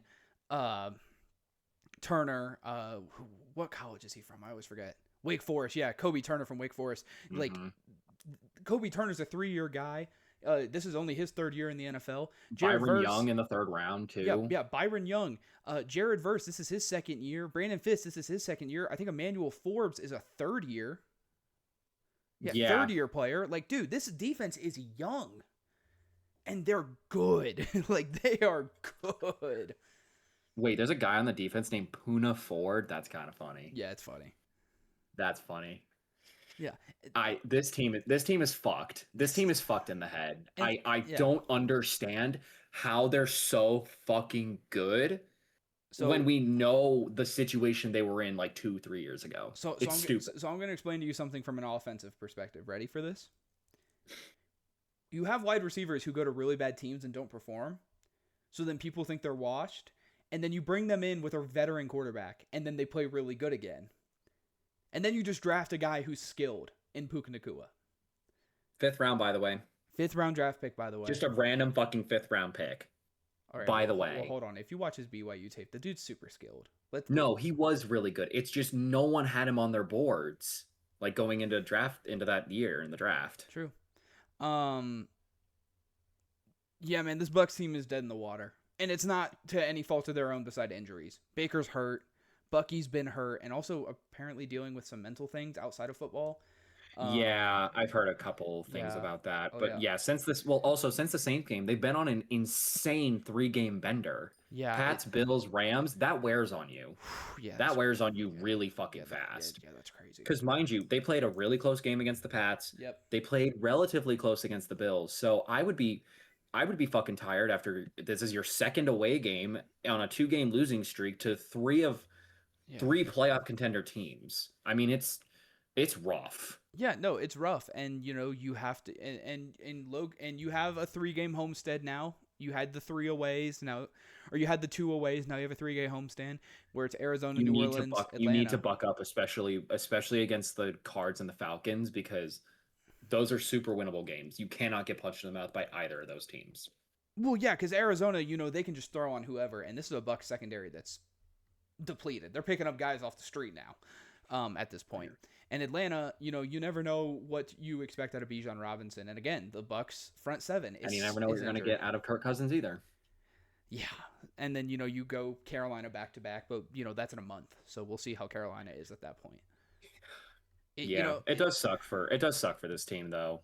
Just getting hit with this injury bug again. It's so horrible because this is bad, man. Like teams get hit with the injury bug. This is like the Ravens 2 years ago bad. Because you have Chris Godwin coming off of a season-ending injury. You have Mike Evans getting hit with a really bad season-ending injury. Yeah. Your running back room is really shaky. And not to mention the defensive edge out of Pitt, whatever his name is. Defensive edge. Yeah. Or maybe he's a D tackle. Dude out of the ACC. He was really good for them this year. Nope. No. Well, no. Jamal Dean is a corner, who is also hurt and also very good. Here, I'll look at their roster. Oh, Kalijah Kancey? Yeah, Kalijah Kancey. Yeah. He was really good for them this season, and he suffered a season-ending injury. So yeah, it's honestly just a combination of so many pieces that this team is just it's being wrung out like a wash rag at this point. Yeah, it does suck for them though. Because Baker was having a really good season those first couple of games, and now it's just. I mean, everyone was calling him MVP. And it's hard for Ibuka to be immediately thrown into the wide receiver 1 spot. He wasn't running off that. He was running off being the wide receiver 3. And now he's the wide receiver 1, and Tez Johnson is thrown into this mix where he wasn't, maybe not expecting this, but he's getting his touchdowns. Cade Otton has not looked the greatest. So I honestly think this Bucs team, even if they miss the playoffs, man, they just got focused on getting healthy. Because this is a team. It's a great team. It's a great team that has really great pieces that can be good, and we've seen them be good. It's just they need to keep everyone healthy, and that really sucks. I agree. Slight deviation for right now, because this is a college basketball thing. Yeah. Syracuse-Houston is tied at 67 in overtime. That's insane. But I just wanted to mention that because also Syracuse is on an 11-1 or 11-0 run in the last 3 minutes. Also, just to throw this out there, Panthers-Niners game has since started since we started our podcast, and Brock Purdy is back in, starting for the San Francisco 49ers. And he is doing something, I guess. Yeah, I don't know, man. Anyway. All of his yards are yak yards, by the way. I just want to mention that. Yeah. Anyway. Okay. Let's talk about our teams real quick because I only have an hour and 40. Yeah. Mm-hmm. All right. You got Bungles first. Okay. Yeah. So this was a winnable game for Cincinnati. I mean, they had a goal line stand where the Patriots were inside the 5, got a pass interference call on 4th down. We're on the 1, and the Bengals turned the ball over on downs. They stopped them on 7 plays within 5. Joe Flacco did have to leave this game because he did get hurt. It looked like he had to get his finger popped back into place, and then Jake Browning came in for 1 catch and then left. Look, man. You're done. If I'm gonna be completely honest, the Bengals are just dead in the water. T. Higgins had a concussion, a really scary concussion. He was motionless on the ground for a couple minutes after a really big hit. Gesicki's first game back, he did really well. Mitch Tinsley came in after T. Higgins left, and Yosivas was also kind of banged up in this game. Mitch Tinsley immediately gets a touchdown. And then outside of that, it was just, random backup tight ends. Noah Fant got 1 catch. Tanner Hudson got 1 catch. And yeah, outside of Chase Brown, this running back room sucks. Taj Brooks just is not the guy that we expected him to be at Texas Tech, even though he's a 6th-round back. He's super skilled. And I really like this pick for the Bengals, but he just isn't showing up in ways I thought he would be. Geno Stone did have a pick 6, though. That was nice to see him do something. No real pressure on the quarterback without Hendrickson. That's just going to be the Bengals story for the rest of the season. 1 sack, 3 tackles for loss. Yeah. And one of the sacks was Jalen Davis on a corner blitz. So, Osai was also hurt in this game, but he didn't get any sacks. Barrett Carter, 8 tackles. I want to see the missed tackle numbers on this game because I'm sure there's a lot of them. given how Hunter Henry went for 115 yards. Also, given how the Bengals have been the highest in that metric by a Yeah. long shot this entire year. Yeah. And, this was a game with no Jamar Chase. Gonna switch to the Game Boys. Hey, all good, brother. Appreciate you showing out. Yeah, appreciate you for showing up. What I will say, though, is this is definitely a Bengals team that's just kind of cursed. We will never have a good defense or a good offense ever again. I might beat Bulls Bar and Grill, inshallah. I believe in you, twin. I need who do I need? I need Tedero and McMillan to give me 20 points so I can beat Cross. Anti inshallah to everything because I'm pissed. Fuck you. Yeah, but like, this is just a terrible game so far, or a terrible team. Joe Burrow is going back into it.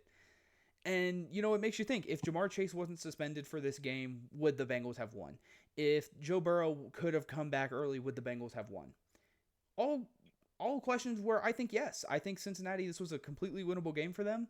In Paycor, they looked really good. Joe Flacco completed only 50% of his passes for 183 yards. I definitely think if Joe Burrow or Jamar Chase were in this game, that flips the offensive script completely, and the Bengals end up winning this game. And then you have a different conversation looking at 4-7 rather than 3-8. When you're 3 games back from 500, that's a bigger story than 5 games back from 500. Mm-hmm. And Joe Burrow is playing on Thursday. Like they have announced that we have already waived Sean Clifford off of the team, and Joe Flacco has pretty much said that, yeah, I've started my last game. Like and you have to, there's nothing to say for this season. The season's over. Yeah, I don't know why they're doing that, but the Chiefs are winning games. The Ravens are on a 5-game win streak. The Steelers are still above 500. Bills are competing. Texans are competing. Jacksonville's competing. This is just not a team that's going to win playoff games. This isn't a team that's going to win regular season games. We have to go into Baltimore on Thanksgiving. Dude, we're going to get our asses kicked. Even if Joe Burrow scores 40. I don't know why you're putting Burrow back out there, just and given everything, and I don't know why you wouldn't just rehab it more. Like, I know he probably wants to play, but like, look, sometimes you just have to tell this dude no. And you're done for right now. And look, I'm against him playing, but what I will say is we didn't pay him to sit there. This is true. We didn't pay him to sit there. Am I against him playing? Yes, but we didn't pay him to sit there. So this is just going to be what it is from Cincinnati. The Patriots are just going to steamroll every team, man. They're going to steamroll every team they play. And this is a Patriots team that definitely could have gotten more pressure. I think only 1 sack on the day, and that was by Harold Landry, who has 6.5 on the season. And then Marcus Jones getting the pick, his 3rd of the season. But what I will say is Christian Gonzalez is not all that. Mitch Tinsley beat him on a 1-on-1 for that touchdown. So Christian Gonzalez ain't all that. Patriots fans can suck my dick on that because they be talking this dude up like he's primed to roll Revis. Yeah. He allowed 4 receptions on 32 yards. Oh, and also a touchdown. Yeah, that was the Mitch Tinsley catch. Yeah. So yeah, no, this team is not good. Elite. CMC already has 7 fantasy points on this first drive. And I'm 40 points ahead of someone.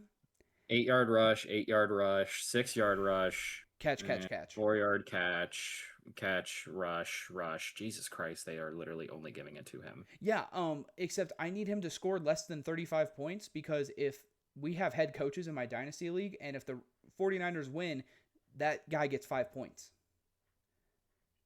So I kind of need CMC. You're really pulling for the Panthers. Yeah, I need CMC to snap his shit like right now. Anyway. Not actually. Yeah. Bengals should sit Burrow and tank and go get offensive lineman. Or not offensive lineman. The offensive line has actually looked really good with Jalen Rivers and Jalen Fairchild at guard. They've looked good. I mean, better to bolster it. All things I considered. agree, but we aren't getting Trey Hendrickson back, so yeah, we're gonna have to get another defensive end. Yay. Well, it's that time of the week. I mean, look, man, before one thing I'll say, I would give up this first round pick if we lose out like the rest of the season. I'd give up that high draft pick unless we Spread draft the love. unless we draft Caleb Williams, I would give up that high draft pick for like a pristine edge rusher for right now. Like I'd give that to the Giants right now for Brian Burns. I'd give that to the Cardinals right now for Josh Sweat. And that's my opinion on that. It's fair. Anyway, Saints time. I don't want it to be Saints time. I hate Saints You time. don't have to. We can just not talk about it. I'll say this much. Tyler Shuck is still the man we thought him to be. Mid. Yeah, he's mid. Just not good, like just at all. Mm-hmm. Let's see. Trying to see. I mean, 2.7 seconds to throw, 8 yards air average. That's really fucking garbage. Yeah. 16% play action percentage. I mean, Yeah. Well, also, this doesn't help either. 40% of his passes were under pressure. So again, our O-line fucking sucks cock. Yeah, no, it's not good. Oh. But we knew that even when we got rid of Trevor Penning, but also Trevor Penning sucks too. So whatever. Yeah, no, Trevor Penning is not good. So I mean, we threw it 43 fucking times, 30 completions, I guess, 243 yards. But I mean, there's the pick. We went 0 for 3 in the red zone. And this fucking guy, Blake Grupe, man. I want him drawn and fucking quartered in the French Quarter. Yep. Fuck this guy. He is a fucking terrorist to our organization. I swear to God. Yeah, no, he's not good. I have seen him miss kick after kick after kick after kick for years now. Not weeks, years. I am sick of this bum. I am fucking sick and tired of him missing this shit. Because when our offense can't get in the end zone because it's prone to be fucking inefficient because our team sucks, you need to be the guy to step up. And instead, you're selling us. This game would have been tied at 16, by the way, at one point. Yeah. If he had not sold those 2 kicks. Yeah. This fucking bum needs to go. And the fact that we're working out Justin Tucker doesn't surprise me. Because frankly, both of these guys are fucking people that shouldn't be fucked. Yeah. Count your fucking days, brother, Mr. Blake Grupe. Count your fucking days in New Orleans. Yeah. Because you're about to get shipped off to fucking Shanghai. Brother. Fuck this guy, man. In other news, Alvin Kamara is injured, so this trade is becoming more and more inevitable. Yeah. I think this organization will go against Kamara's wishes. Oh yeah, absolutely. I at this point do it. If he retires, that's on certain teams to take on that issue. Mm-hmm. So Devin Neal got his first start. I mean, all things considered, I mean, it could have been better. It also could have been a lot worse.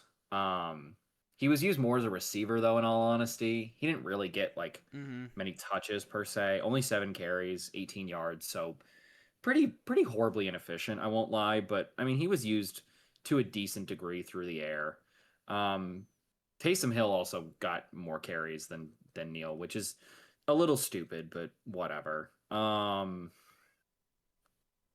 Yeah, it's just our offense sucked, and there's nothing new with that, and we need to sell this fucking team ASAP. I don't care. I have a feeling with how the Pelicans have been playing that I think the Bensons are planning to sell this team and relocate. Yeah. Which if they relocate, New Orleans will be set on fire. Yeah. The city will burn down if the team leaves. Oh, for sure. But they will be selling that team 100%, which also means that they will probably sell the Saints because they will probably just clean house. Mm-hmm. So I hope they do, frankly, because I'm sick of the Bensons. I'm sick of them. Yeah, no, don't blame you at all. Yeah, I don't know. Atlanta did their thing. Mr. Perko did his thing. Bijan Robinson did his thing. Darnell Mooney Mooney exists. Tyler Algier still exists, contrary to popular belief. I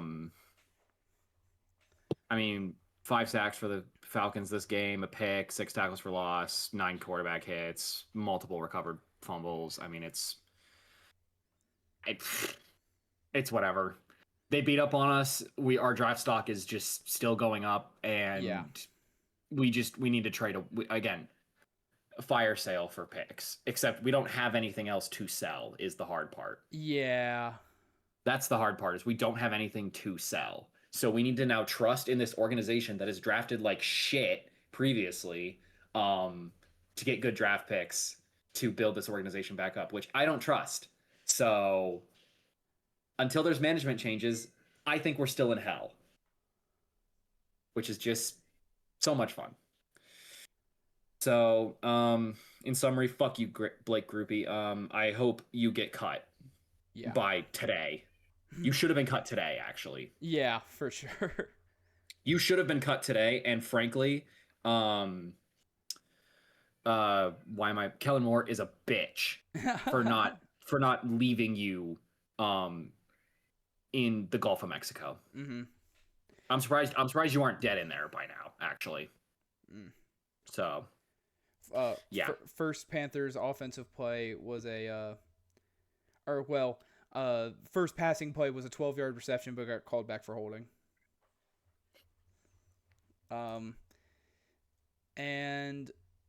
anyways, all right, is that it? We are done. All right, you picked Bucks. It was, or you picked Rams over Bucks. You got that. I picked Colts over Chiefs. I lost that. So before we get I'll just go ahead and get ahead on that with you. 3-1 on the week. 3-1. My only loss was Hawaii. So 3-1. That puts you at. It was Hawaii. You're 20-20. And staying even, boy. And I went 1-3 on the week. The master of 500. So I'm at 17-19. So I officially have a losing record now. But we'll talk about that. Absolute cinema. All right. Yeah. We gotta kind of run through this quick. Yeah. I don't think any of the MAC games really meant much this week. The non Friday Saturn. Or I mean, like obviously the Friday games mean something. Yeah, but Tuesday through Thursday was just whatever. I mean, Miami of Ohio is still really good. That's all I have to say. Given their quarterback change, Miami of Ohio is pretty good. Yeah, they performed despite the probably because they had time to fucking practice and not Dequan Finn being a bitch. Yeah. All right. So not surprising. Florida State woes continue going into Friday. NC State did beat them. Did you see the special teams fuck ups though? I did. Dude, that was so bad. Bad. Like Mike Norvell is getting fired 100%. For sure. He's gone. He is gone as fuck. Remember when we said in the beginning of the year that he saved his job? Yeah, he promptly pissed that away. Absolutely, he did. All right. Like so bad. And also, UNLV laid the fucking smackdown on Hawaii. Holy shit! I'm telling you, man, that UNLV is like a weird team. They just sometimes show up. They're getting hot. They're getting hot at the right time. They had those 2 back-to-back losses to Boise State and University of New Mexico, which I mean, they're top Mountain West teams. Yeah. But they've ripped off a 3-gamer. So I mean, however, it's last game of the season this week. They're heading into rivalry week, and they don't play anyone worth a damn. They only play Nevada. Yeah. That being said, however, they're only 1 game back. And San Diego State does play New Mexico. One of those teams has to come out on top, but they also need Boise State to lose because they lost to Boise State for them to get into the Mountain West Championship. They play the Aggies. They play Utah State, man, and I picked Utah State. I picked Utah State to win, and guess what? That Utah State offense is something. Yeah. So I mean, there is a chaos scenario, UNLV needs some help. This is not playoff hopes or anything. This is Mountain West title hopes specifically. Yeah, absolutely. So it could happen. Colorado State at the bottom. Unfortunate. Rest in peace. Man, this team sucks at football so much.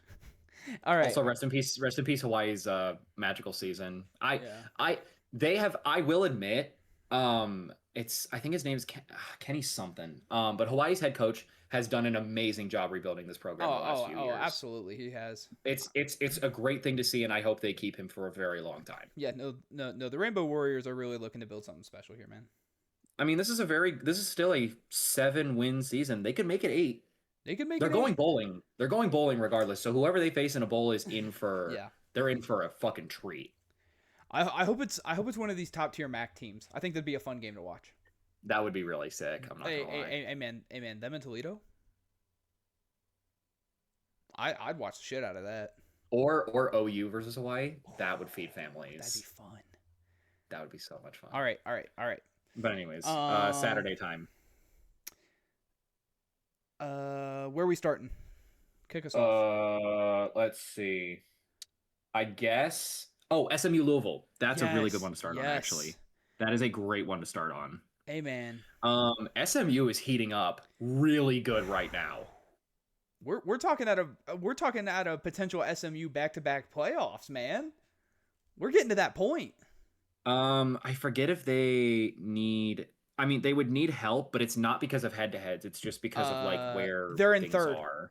So either Pitt has to lose or UVA has to lose. UVA obviously plays VTech. And the thing is, guess who plays Pitt this weekend? Miami. So I mean, if Miami pulls off the upset, because they can't, I think they're mathematically eliminated from the ACC playoffs. Or from the ACC trip, technically. No, because they're one game back. But it's a chaos scenario. So hold on. Let's dissect this super quick. So first of all, the only 2-loss ACC teams are G-Tech, Miami, and Duke. I think Duke mathematically is out of it. They're done. I think they were done after last week. They had to win last week. They were done. If Pitt, SMU, and UVA, or Pitt and UVA are in win-in scenarios, SMU is in a win and one of these top 2 teams lose and you're in. Miami is in a upset Pitt, SMU, and GT lose, which is actually not out of the question because again, GT doesn't play a conference game, so they're technically already set at 6-2. Oh yeah, they are. So is Miami done? Well, because if they win, they would go up to 6-2, but I don't know if they would vault. I don't know how that works. But also, for the playoff bracket, is it the conference champion or is it the highest ranked member of the conference? Conference champion gets the automatic. Conference champion. That's what I thought, because for some fucking reason, the playoff bracket has Miami still as the ACC rep, which is fucking stupid. Yeah, no, they think they think Miami is still the best team, but it's the conference winner bid. Stupid, but whatever. Unless I'm incorrect, but I'm gonna look. I've tried to look it up and I don't know. But I mean Miami could get in on a chaos scenario, I think. Get an automatic bid to. Yes, whoever wins the ACC conference championship gets an automatic bid to the CFP as long as they are one of the 5 highest remaining conference champions. So yes, they will be, because one of the remaining conference champions will have either a 9-2 or an 8-4 record. So or anywhere between 10-2 and 8-4. Yeah. Okay, that's what I thought. But if I had Panthers are on the one right now. They're about to score. Good. If I was a betting man, I'd say UVA is making the title game for sure. I think they're going to be VTech, yeah. And then I almost want to call Miami to upset Pitt and take SMU to the ACC. Yes. Well, okay, that's what I'm. Because Miami is playing good November football. Because also, actually, no, Miami can't make it. Well, wait, can they? Because SMU has the head-to-head. So even no. If SMU drops to 6-2 and Miami goes to 6-2, SMU gets the bid over them because of the head-to-head. Did they do it? Yeah, because remember SMU beat Miami 3 weeks ago. Oh yeah, they did. Yeah, OT. So they're out. Yeah, Miami. Oh yeah, Miami is done. Yeah. Wait, hold on. What if Virginia loses as well? Uh, Virginia. Would they then vault? I. d- mm, I don't think so. Okay. I don't think so because, um, I don't fucking know actually. Okay, this is gonna I get really interesting. don't know. All right. Yeah, this is again. This is rivalry week. This is the peak of rivalry week. Is you're fighting your Wait, rival, hold on. fighting for a conference championship bid. It's Interception in the end zone by Bryce Young. Terrible. fuck. Terrible. I'm done. Terrible. I'm done. Yeah, no, it's I don't know, man. The ACC is wild. Yeah. Did I say it was week So- 12? We're on week 13 of Knowing Ball, right? Yeah, we are on week 13. Lamau, I've had it as week 12 this whole time. Oh yeah, you might want to update that title. I updated the Bruv. title. I updated it. No, Eh, but yeah. anyways, back to SMU. They are playing some hot fucking football. Yeah, right no, now. dude, they look excellent right now. They look so good. I'm After that Miami win, they are rolling fucking strong. If I was Cal, I would be petrified right now. I think Cal is just happy they're bowling. Yeah, but also they had a really, really, really bad loss last week. Yeah, they did. Hey man, Kevin Jennings, after a lot of people were really upset with how he played Penn State last year in the playoffs, man, he has looked like an excellent quarterback. He has looked so good this season. I mean, hasn't had a shy 200-yard game since the Wake Forest lost in October, and since that game, 365, 326, 303. He has looked excellent in all these games. Turnovers are still a really big problem for him, and that kind of scares me, especially going into a must-win game like Cal. I feel like Cal can be a little opportunistic here. But that being said, I still think SMU is going to just go ahead and close out the season. Yeah. Well, also they're going to be fighting for ACC chip and playoff hopes, so they are going to be playing like their lives depend on it. Cal is kind of because it does. They're sputtering. Yeah. Cal is sputtering real bad. Yeah, Cal is sputtering bad. And what I will say about Louisville, man, they were so hot, they were so good, and then they just and then Miller Moss out this game. I mean, that just that shoots you in the foot. Yeah, really, no, really you're bad. You're done. They're going bowling at least, but I mean, you're on a bad stretch. Just take this rivalry week and try to win, but at the same time, you can't just force Miller Moss to come back in. You know. I agree, man. I agree. So we'll see how that pans out. Yeah. SEC Cupcake Week fucking sucks cock. Yeah, A&M does A&M stuff. Georgia does Georgia stuff. Bama does Bama stuff. Whoop-de-fucking do. Oh, Oklahoma. I will say. Yeah, Oklahoma Mizzou. We can get to that in one second. I just want to say shout out to Delaware. Or shout out to Wake Forest for beating Delaware to getting to 8 wins on the season. Beating the brakes off of Delaware, man. Yeah. I think it's either their head coach's like first or second year. I'm not entirely sure.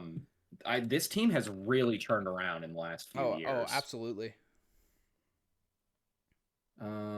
Jake Dickert, he was hired in December of 24, so no, this is his first year. Good for him. So I mean, shout out to Dickert for righting the ship on this one. Oh, absolutely. Demon Deacons have some really good momentum going into next year, so we'll see how that pans out for them. But yes, Oklahoma Mizzou. Bo Pribula returns, albeit it's against it's a terrible time to return against that good of a defense. I mean, the picks were a given. I think he did what he could. I agree. Ahmad Hardy was silent though. Yeah. Oklahoma's defensive line is something of legend. I mean, we saw this against Michigan. You know, that's how they shut down Michigan. The run was able to be stuffed. They really had to force Bryce Underwood to make plays, and only his second game as a starter. This is why Oklahoma is rated as high as they are. And this is how we saw them play against Ole Miss. Ty Chambliss was not able to do everything he could, albeit this is how we saw them play against Bama too. Exactly. Like this Ole Miss defense is for real. This is a really good team. And what's crazy is this is the 4th best team in the SEC. 4th. No, this SEC this year is fucking stacked. Yeah, it's really top heavy this season. As always. Yeah. So, I mean, there's not much else to say outside of that because I feel like Oklahoma kind of just played this game the way they usually do. It's messy, it's slow, and they'll still punch you in the face on defense. Hey, what I will say though is John Mateer did end up doing that thing. He heard me. He ended up doing the thing. 50% completion, yes, but he did get the 2 scores. Impressed. This is this is not an easy Ole Miss or Mizzou, yeah. Yeah, this isn't they play tough. This is not an easy Mizzou defense to throw on. We've seen them be really, really good in pass. I mean, we're talking about a 10th overall ranked defense. I mean, they had 6 pass deflections on the day, so I mean, you take those away, you're looking for 66%. Yeah, completion. That's not bad on the day. No, not at all. So, I mean, hey, Oklahoma's keeping their playoff hopes alive. So, and they don't have to worry about an SEC title game at this point. Yeah, or at least I don't think. No. I don't think they have to super worry about it. I forget how many games back they are. I think they're 2 because they're 1.5. I think 2. Okay, they're 2 games back. Yeah. Yeah, because A&M is still undefeated. Mm-hmm. Yeah. No, this is a crazy stack conference, and the fact that most likely 4 or 5 teams are going to be in from the SEC. I think we'll see 5. I think we'll see Georgia. Bama's kind of skirting a little bit. I think we'll see Georgia and A&M for sure because those are going to be the top 2 teams. I think whoever doesn't win will still get in. Yeah. And then we'll definitely see Ole Miss. Probably. We'll definitely see Oklahoma. I think leaving this Oklahoma team out of the playoffs is a crime. It would be a crime. And then Bama's kind of the question mark. Yeah, it's if Bama if Bama blows this to Auburn, they're done. They are done. Yes, this is a win and in week. Yep. Obviously. All right. So let's see. Any ranked? I'm trying to Bama did Bama things against Eastern Mizzou. Go figure. Actually, shout out to Northwestern and David Braun for going bowling this year. Yep. They're going bowling this year. There we go. They are 500 in a very, very stacked Big Ten. For a not very proven head coach that was this was his year to prove himself, and I think he did a good job. Yeah, Northwestern, little brother of the Big Ten's going bowling. We don't really think of Northwestern as like a super heavy Big Ten team, especially when it comes to football, but they've done very well this season. I really like how they've turned this around. And who did they play last game of the season? It's Iowa, correct? No, Illinois. Oh, which that's going to be Chicago. Tough, but I mean, hey, Illinois just lost to Wisconsin, so anything can happen. I think the way Parker Stone's been playing, or Preston Stone, yes. I think that the Wildcats can go 7-4 or 7-5. I think they can.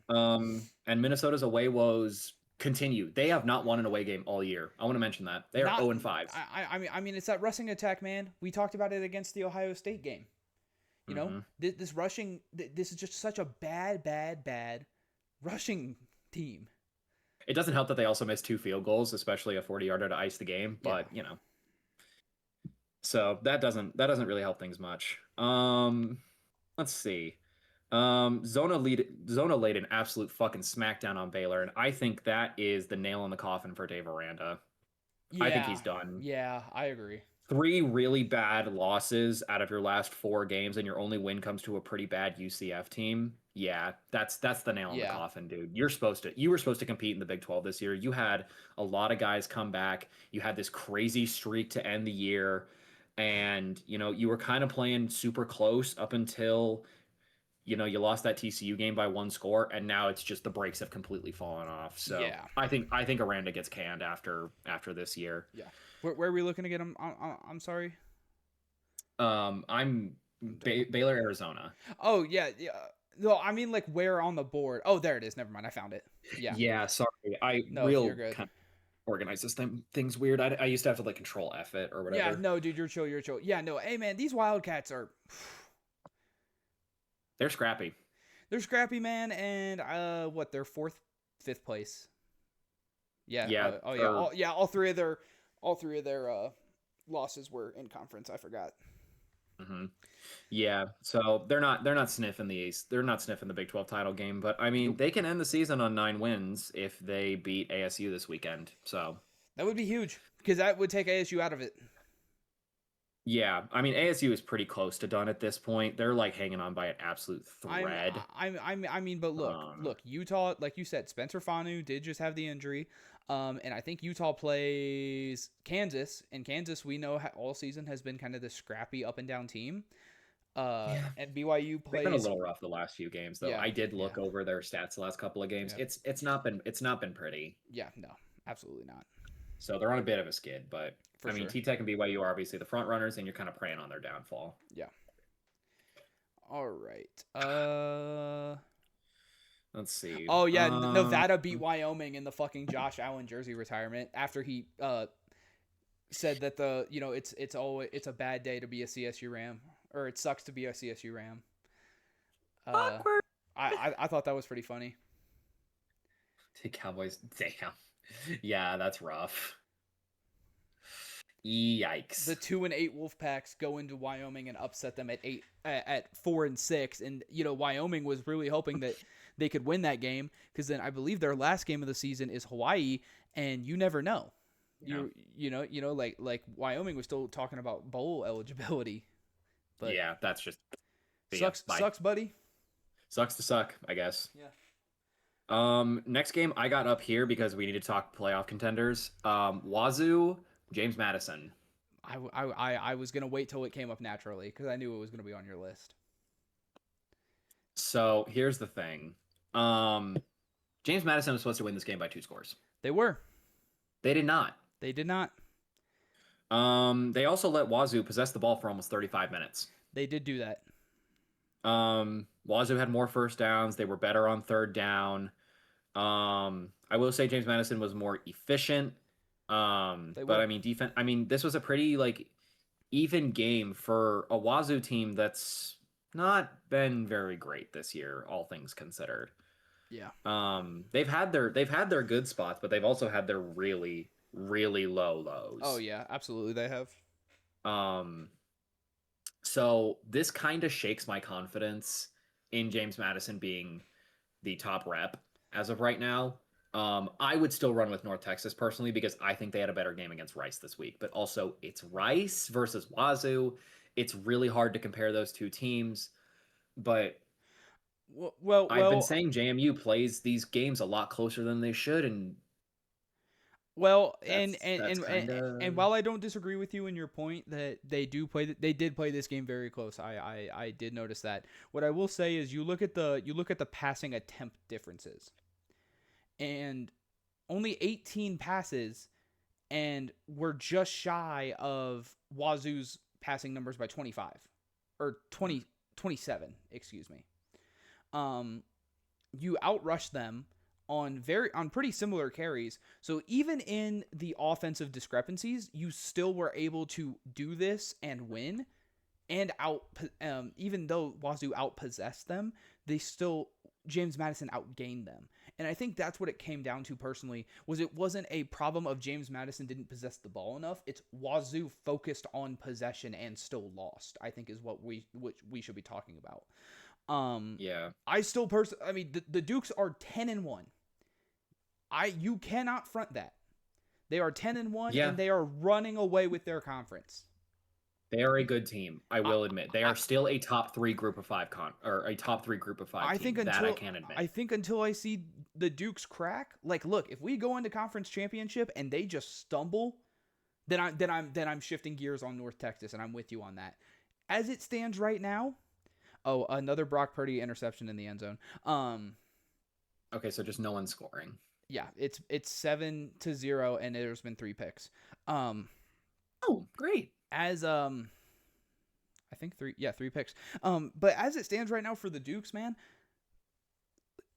I still think they're the better team. They have I think the one thing that I am holding out more, not what's the word I'm looking for?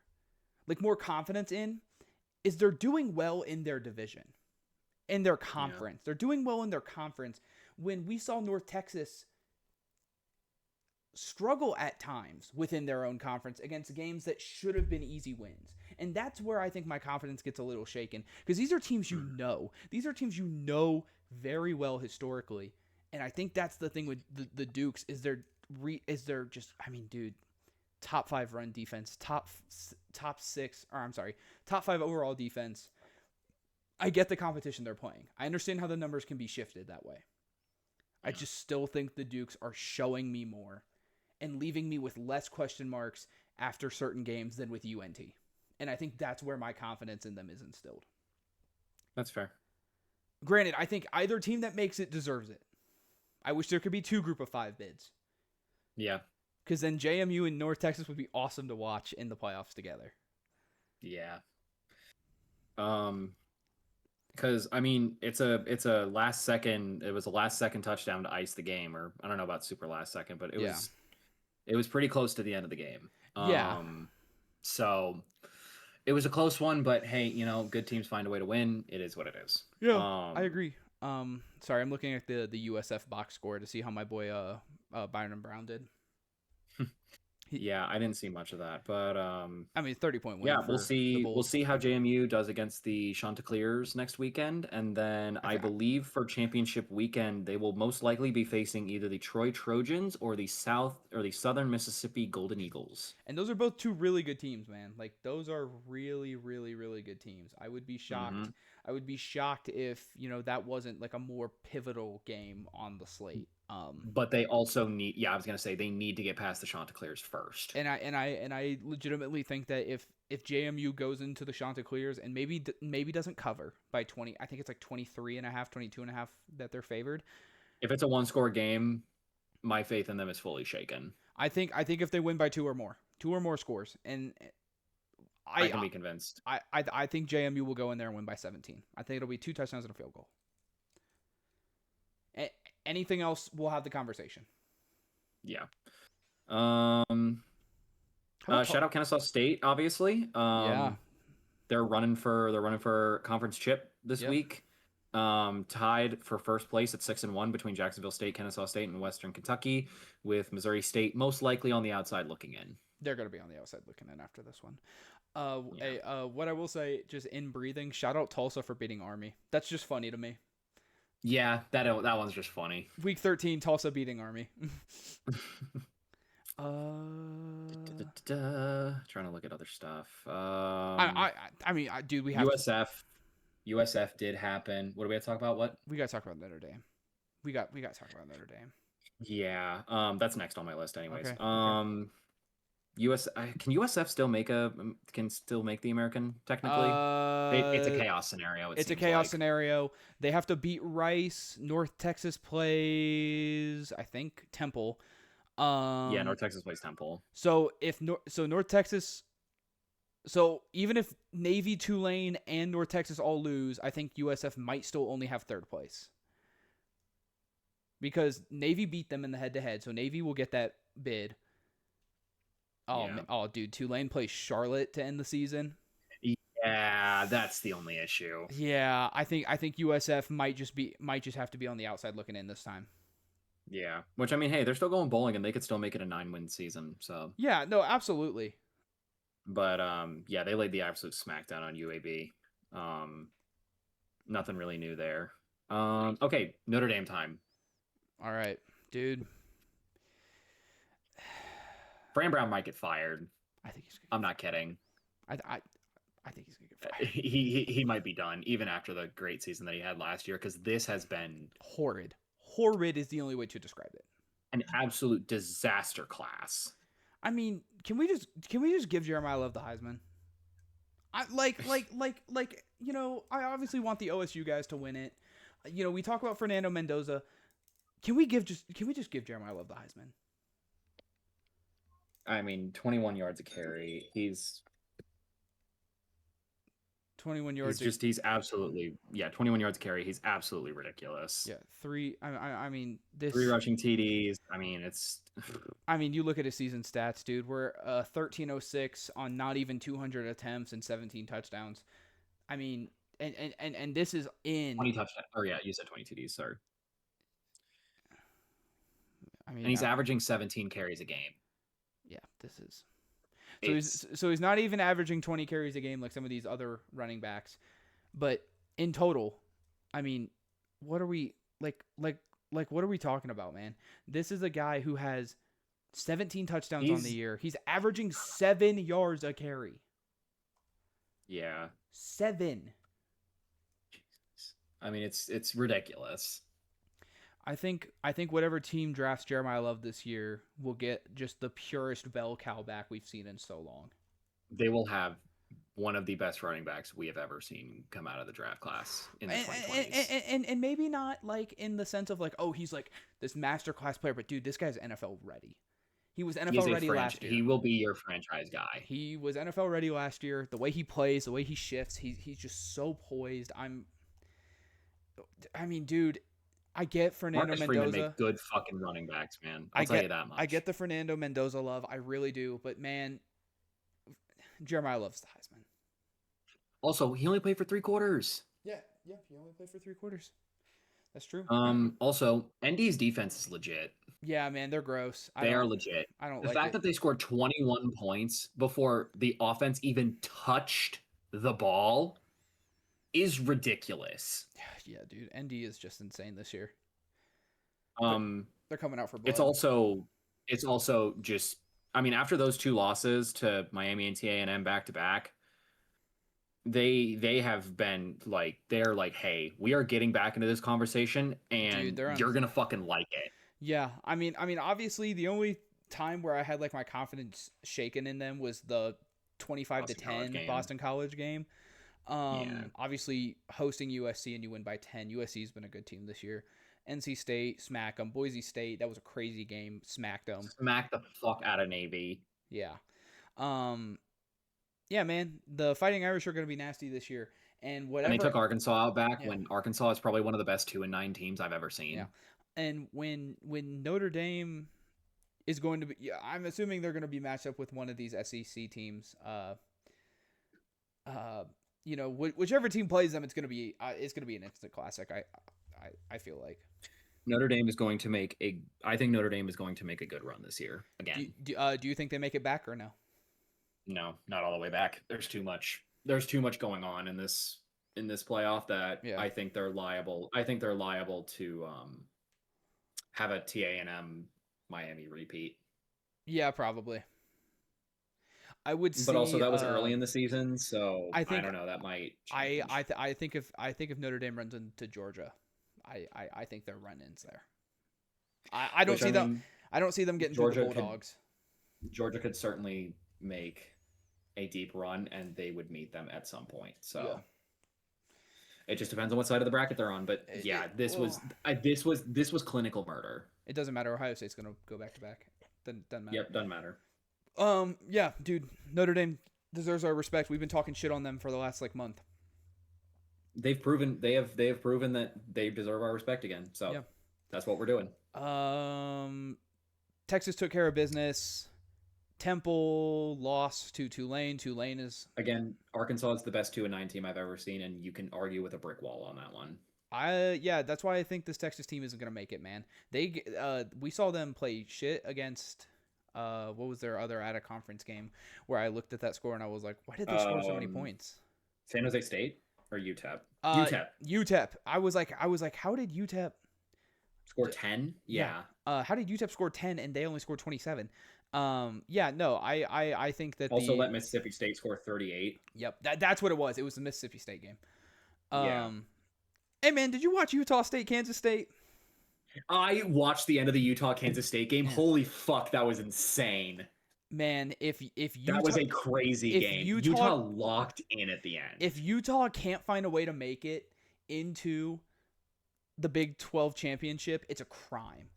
BYU has to lose, man. I want to see the Utes in it so bad because holy shit.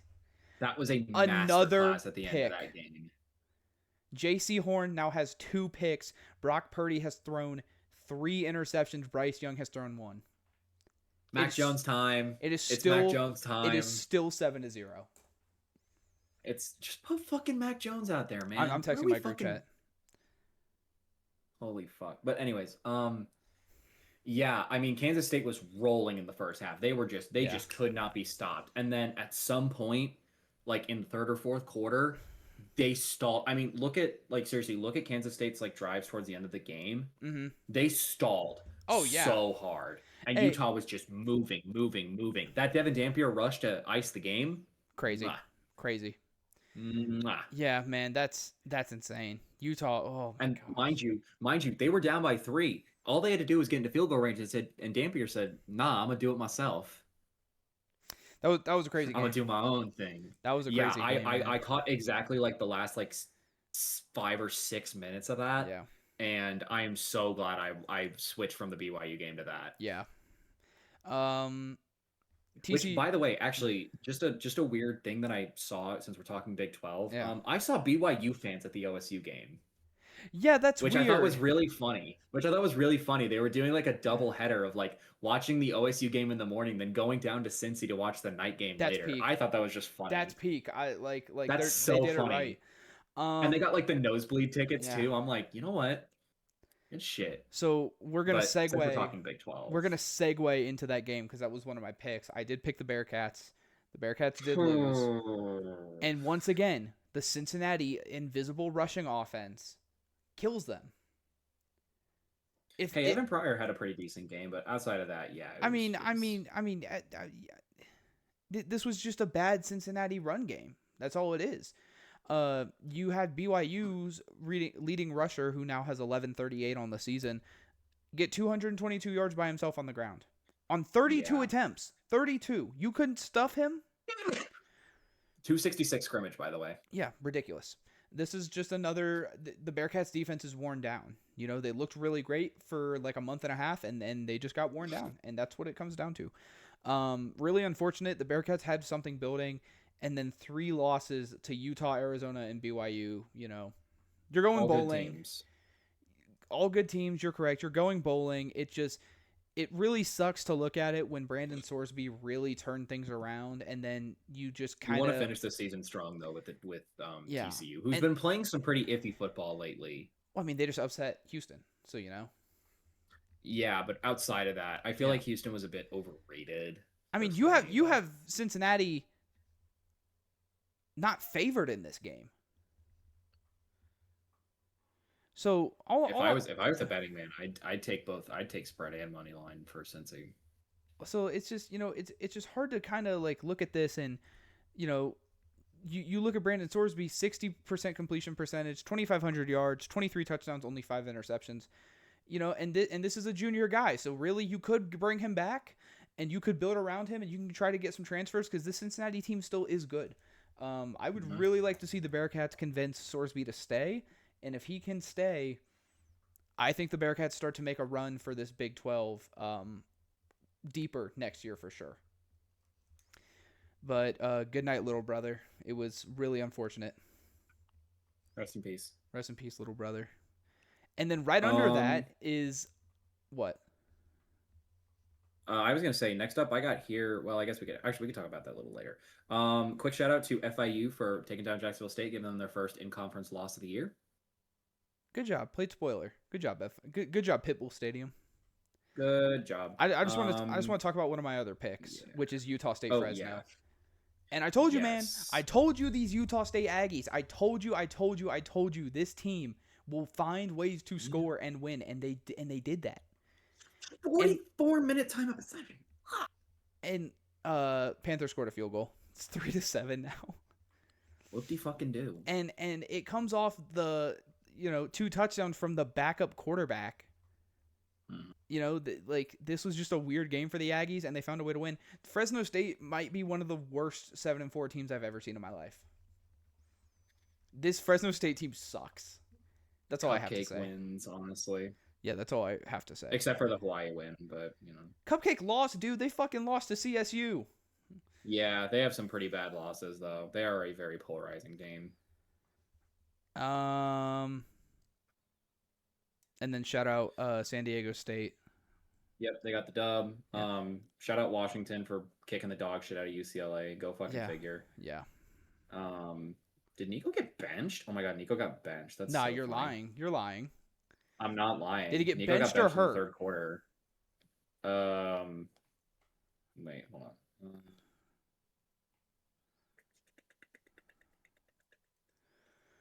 Nope, I think he got benched Damn, man, that's crazy. because he lost 2 fumbles in that game. So I don't know. Dang. Yeah, that's shitty. Yeah. That's shitty. Yeah. Shout out Tennessee for going into Gainesville is Florida's home? Gainesville. Yeah, and absolutely kicking the shit out of Florida, man. It, It's it, too bad they can't really like do much besides go bowling, but I mean, for unfortunately a transition year, I'd say it's a good season though. unfortunately for the Volunteers, you kind of blew some of these easy games. If you don't blow the game to Georgia, if you don't let Oklahoma pop you in the mouth at home, Alabama, I think you're losing either way. But I think if you don't blow those 2 home games, we're having a different story. But that's what it comes down to. Tennessee can't win close games at home. Yeah, Anyway, that is for sure. Shout out Wisconsin for getting the major upset on Illinois. They're playing some decent football lately. Yeah. Like ripping off a win for Washington and Illinois, like Mhm. that's 2 ranked wins in 3 weeks, man. Good for them. They might have to install some confidence back in Luke Fickell. I don't know.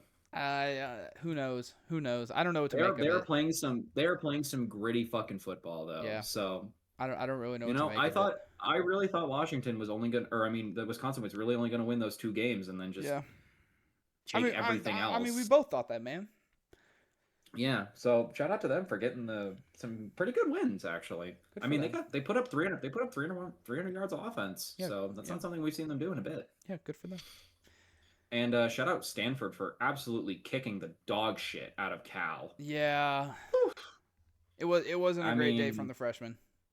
Yeah, 33 of 49. I mean, they threw this. I'm gonna have they to threw the find. ball I'm so gonna have to much. learn how to pronounce his name, dude. Yeah, but I mean, Not today. Cal's 6-5. They can play spoiler against SMU this week, so they can play some inspired football. It's just the last couple of weeks have been pretty rough. San Francisco has the ball at their own 46 after a 43-yard punt return. Yeah, I mean, honestly, like besides the Louisville win, 7 out of their last 8 games have been pretty bad. We'll see. I mean, shutout loss to SDSU, close game against BC. You got your dicks kicked in by Duke. You barely beat UNC. You barely lost to Virginia Tech. You kind of lost to Virginia, and then you get your asses beat by Stanford. It's rough. Yeah, no, it's rough. But they're going bowling, so they can hold their heads high and say, you know what, this season was a success regardless of how you shake it.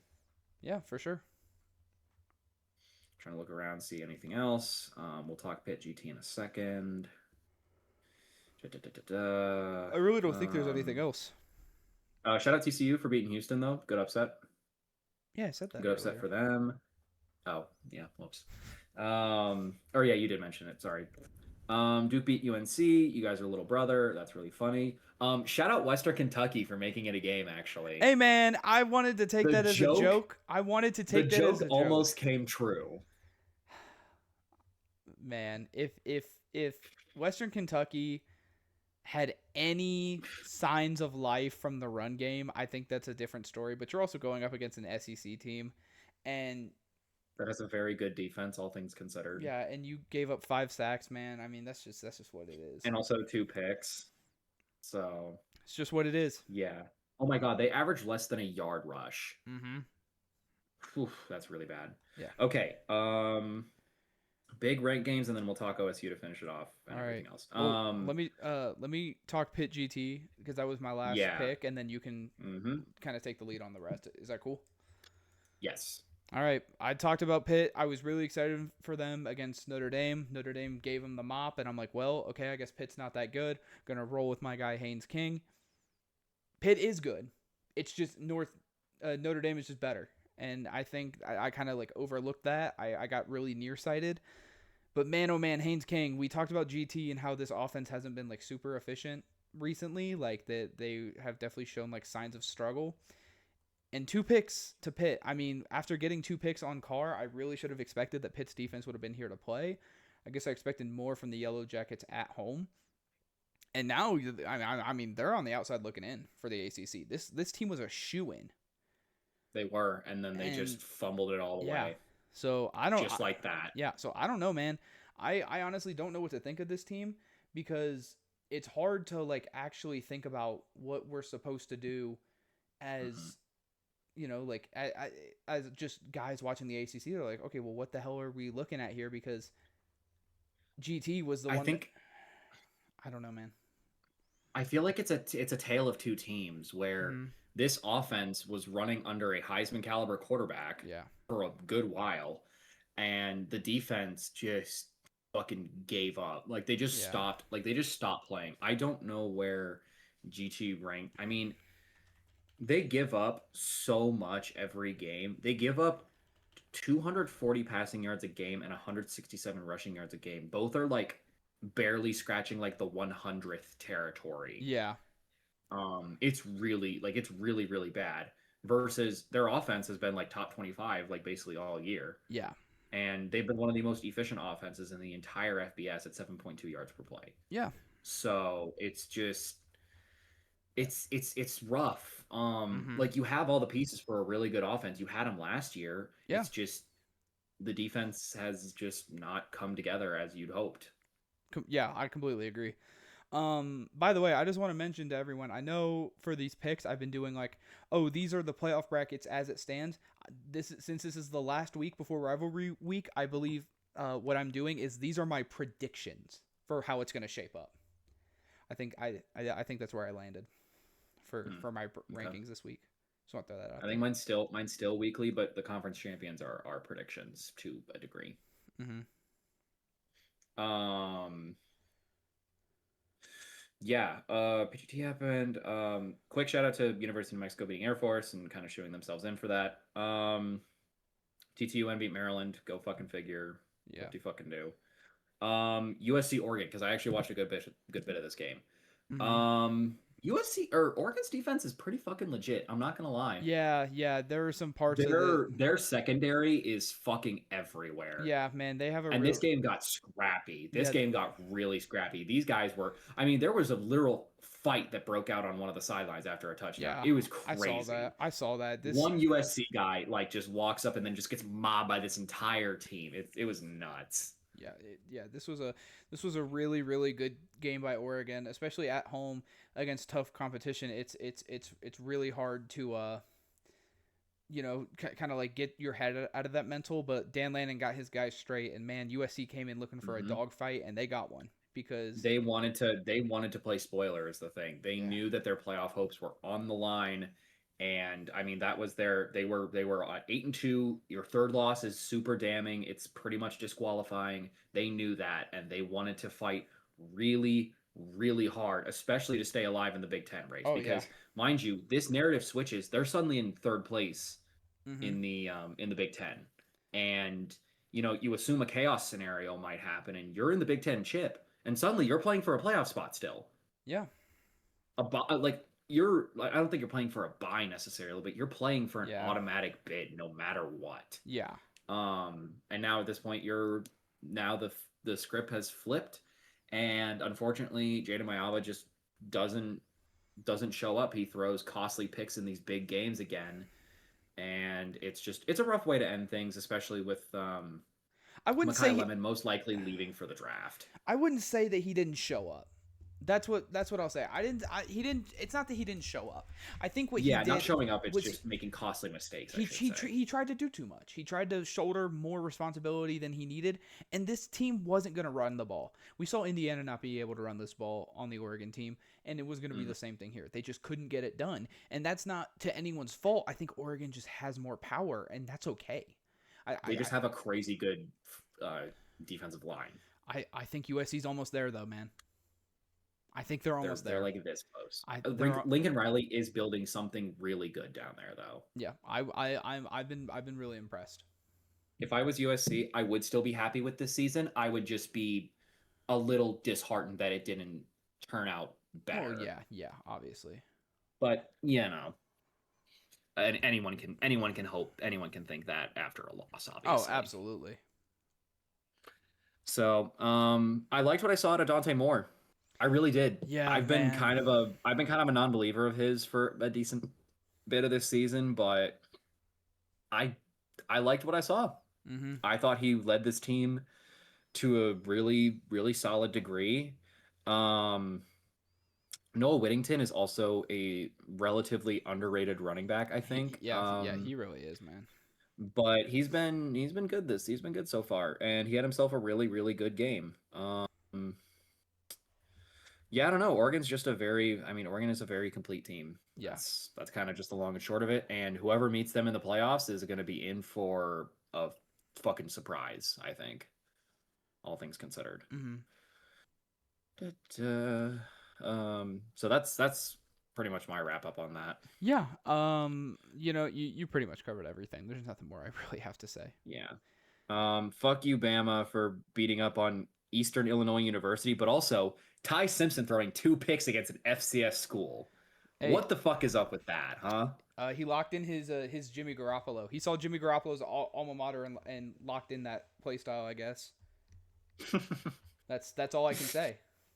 Yeah. 34 yards, man. I mean, like the SEC should not be getting away with this shit. This is fucking criminal. Yeah, the fact that Cupcake Week is gone after next year is a godsend. Fuck Cupcake Week so hard. My favorite shot was Dan Lanning taking a shot at Cupcake Week in his post game. That was awesome. Yeah, he fucking should. Because, mind you, you get 4 out of conference games now. Mm-hmm. Versus 3, which is what most teams do. It's just the SEC is giving you fucking favorable timing for your rivalry week game and also the playoffs. Not next season. Not next season, though. Bye-bye, Cupcake Week. Yep. We won't miss ya. Let's see. Any other ranked shenanigan bullshit happening? Can we just go straight to OSU? I mean, Vandy kicked the shit out of Kentucky. Go fucking figure. Arizona State beat up on Colorado. Go fucking figure. No, that's pretty much it. Okay. OSU time. Okay. All right. James Peoples House call to end it. Cinema. I love to see it. Cinema. Love to fucking see it. I will admit, we started off this game not so great. But also, we opened it up in the second half. Doesn't fucking matter. We always do that, though. Admittedly, Rutgers was looking to play tough. Greg Schiano is still a good head coach. This is still a pretty decent Rutgers team. Yeah. It's just we also had a very unfortunate fumble in the end zone. Like literally our first drive of the game. So the halftime score should have been 21-3, but things happen. I forget who fumbled the ball. Was it Donaldson? No, it was Bo Jackson. It was Bo Jackson on that long carry. Yeah. So, it is what it is, but also we were playing without a lot of star guys, which doesn't excuse some of the offensive ineptitudes. I will say that much. It doesn't, because I have my own gripes with this. The fact that Mason Graham 13 of 19 on the day. I mean, Julian Sainz still completed 68% of his passes. So I don't care about that.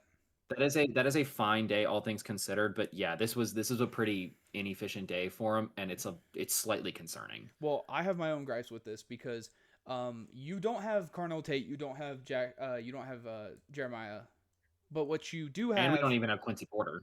You don't have Quincy Porter, but what you do have is you have Mylan Graham, one of the best receiver prospects we have seen come into Ohio State as a 5-star, and you don't give him more time, and it pisses me off.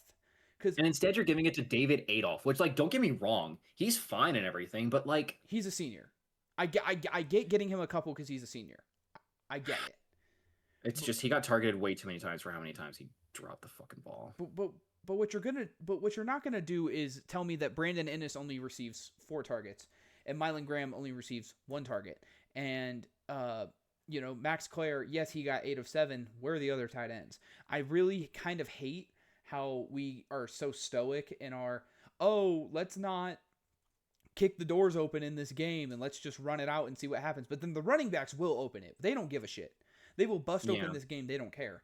It just kind of annoys me because this is what we're supposed to do as one of these elite schools, is we're supposed to constantly be kicking people's teeth in. And that just doesn't, it just doesn't instill all of my confidence in saying, I think he's still great.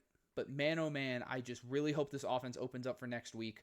I really hope Jeremiah Smith and Carnell Tate and Quincy Porter are back. And I want this offense to be a well-oiled machine going into TTUN. One thing that I think confuses me is our lack of use of Will Kazmarek in this game. Because that's what I was saying. it's his senior game, so I don't understand just not really using him. I understand. I think we were using him mostly at the line, if I remember correctly. But the fact that he didn't like get more receiving It just felt shares, weird. It felt weird. it's because he's more of our short threat guy that can kind of just run a somewhat slower route up the middle, but still use his size to get to the ball versus Max Clare being more of a receiving guy. It's it was a little baffling, and I was scratching my head multiple times at what I Heartline had called up. I felt like this was kind of a Heartline a Heartline influenced game. He wanted to get his wide receivers more time and not actually get the players more time, like as a team. That's what I thought when I was watching this initially. I was like, okay, this feels kind of weird. It just felt kind of stupid. But you know what? Heartline is a really great guy, and Day has been coaching really well. I hope we go into to Michigan and we go ahead and do the damn thing. We beat the shit out of them, obviously. God, I hope, dude. God, I hope. We beat the fucking dog piss out of those motherfuckers. Maybe our whole friend group just needed to get out of Ohio State for it to happen. Minus Cross. Yeah, no, minus Crossy Wassy. But he's taking life at his own pace. He's doing a really good job. Hey, I literally talked about it with him this weekend at a tailgate. So. Oh yeah. Yeah, you're right. But... also saw the legend, Mika Sharma.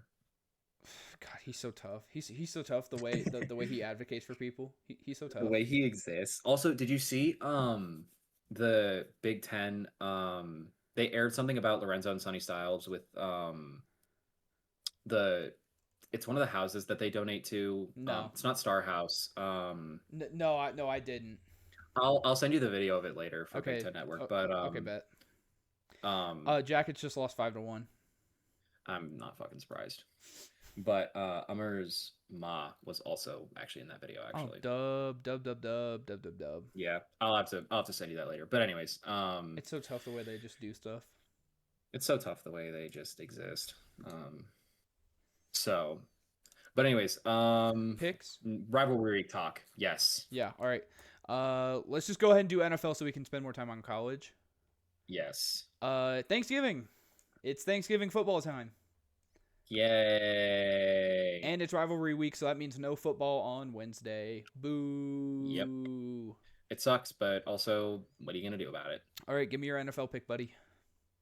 Oh wait, that's right. I don't have to shout this out. Bills Steelers, actually. I think this will be an interesting one for the AFC playoffs. Mm-hmm. I think the Bills get it together, though. I think they take it. Okay. All right, Bills on the road. They historically have not done great. Yeah. I feel like sorry, just to interject for 2 seconds. I feel like the CFP bracket, I don't really think we need to go over last week's bracket. I feel like it kind of just makes sense. But we can talk about it for like 2 seconds. It was like much more the same. Everything we had changed made sense in relation to that, so I don't think we need to talk about it. I'll talk about the ACC and the Group of 5 rep personally, because those two are parts I don't agree with. Okay, yeah, then I'll pull it up too. So my pick for next week is I am going to take you picked like one of the better games. I tried not to pick like the best looking game. I'll take the Chiefs Cowboy game. Chiefs are riding hot. Cowboys are riding hotter with their new trade line acquisitions. Given how the Cowboys have played and you know how the Chiefs defense looked and how the Cowboys offense looked, I think this is going to be an amazing Thanksgiving game. I'm going to go ahead and take the home team though. I'm riding with the Cowboys on Thanksgiving. I feel like that's tradition at this point. Cowboys on Thanksgiving. I think the way George Pickens is playing has been excellent. I think CeeDee Lamb is going to fix his drop issue, and I think that they're going to catch Steve Spagnuolo and company off guard. All right. So bracket reactions for this week. Here, let me pull up. What was the 18th, right? Yeah. I'll say this much. I think Oklahoma got underrated for their win against Bama, and I think Notre Dame got underrated with how well they played against Pitt. Those two were rough. Let's see. Because they were the 8 Notre Dame, 8 and 9. What did I have them as? I had I also had them as the 8 and 9, so I don't really disagree with that. I have moved things around though since then. Yeah, obviously, just with everything. And then Miami being the ACC rep is stupid. We've talked about that. We've talked about it. It doesn't make any fucking sense. Tulane being the highest ranked rep didn't really super make sense at the time, but I guess it's their prediction for who's going to win the American, because I guess they're under the assumption of whoever wins the American's gonna. I think it was like the highest ranked group of 5 rep for them, which Yeah. eh. I'd argue UNT and JMU deserve to be higher than Tulane, Yeah. but we're both going to have that whatever. argument. Yeah. And their first 4 out being BYU, Utah, Vandy, USC. That's literally exactly what I had. So You said BYU, I have no Vandy. arguments. Yeah. For last Utah, week, USC. BYU, for Utah, first 4. Vandy, USC. Yeah, I had the same thing. Yeah. Okay, good. We can get into our week 14 shit now. All right. Okay. So let's get our picks for next week, and then we'll go over our brackets. Yes, rivalry week, baby. All right. Go ahead and pick your 3. We know how this works. Yep. I'm gonna share my screen so you can show it. Let me move. There's a lot going on here. Yeah. Holy shit, there is. Here, let's move you here. Sorry. As you can see, I have gone through the liberty of properly updating my notepad. Attaboy. Thank you, find and replace function. Find and replace is so tough. All right, there we go. Missed those, but whoopsies. It's fine. My rivalry games of the week: James Madison at Coastal Carolina. We just talked about it. It's JMU's playoff, but I think that they will. I think that they will take this. But I think Coastal Carolina will make it close. It just depends on how close it is as to our opinion with James Madison, but we've already talked about that. Oh, for sure. I'm going back to the CUSA for my second game because I think it's a fun conference that has a lot going on. Yeah. Western Kentucky at Jacksonville State. Western Kentucky's coming off of a pretty spirited game against LSU, all things considered, but I think they will be gassed against Jacksonville State, and I think Jacksonville State punches their ticket to the CUSA conference title game. And finally, my game of the week, in heavy air quotes, is Oregon at Washington. Oregon is fighting for their playoff spot to stay alive, but Washington, with all of the pieces that they have and all of the skill position players that they have, they can do something really crazy. Yeah. If they manage to really lock in and play well.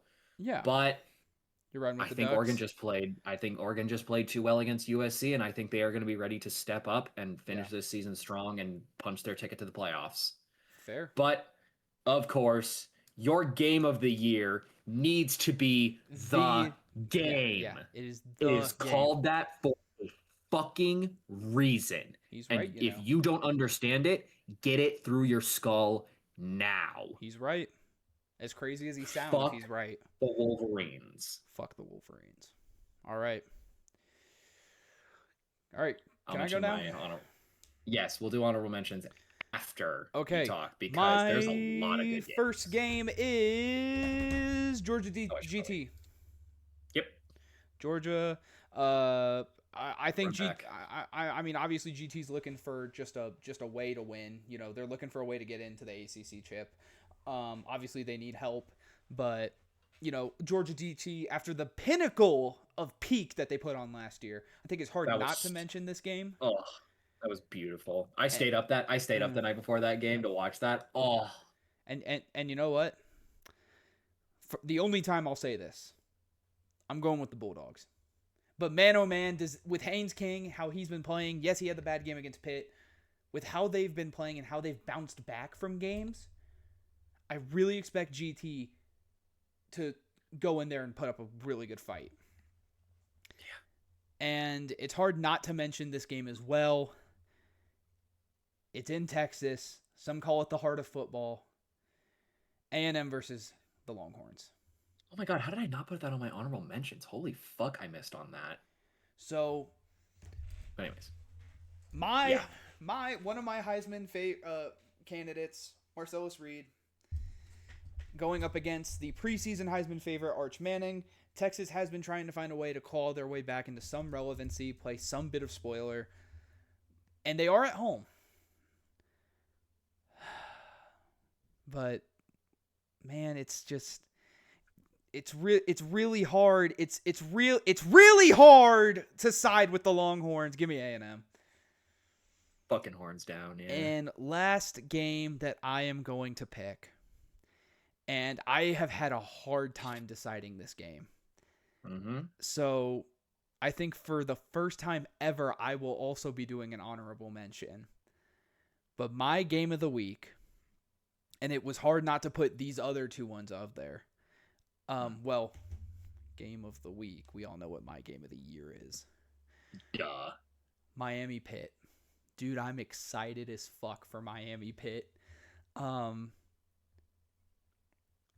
you know, the Pitt Panthers are hot, man. They got popped in the mouth by ND, but they are riding hot. Carson Beck trying to lead Miami back into it after some pretty nasty losses. It is November Mario Cristobal after all. But it is November Mario Cristobal, and I'm going to go ahead and I'm going to go with the home Panthers. They let me down the last 2 times when I picked them and when I picked against them, but third time's the charm, gentlemen. To punch their ticket to the ACC title game and a shot at the playoffs. I think Pitt's going to do it. I really think they're going to do it. That would take SMU out of it, but hey, It would. But I think the Panthers are going to do it, man. I think that they can.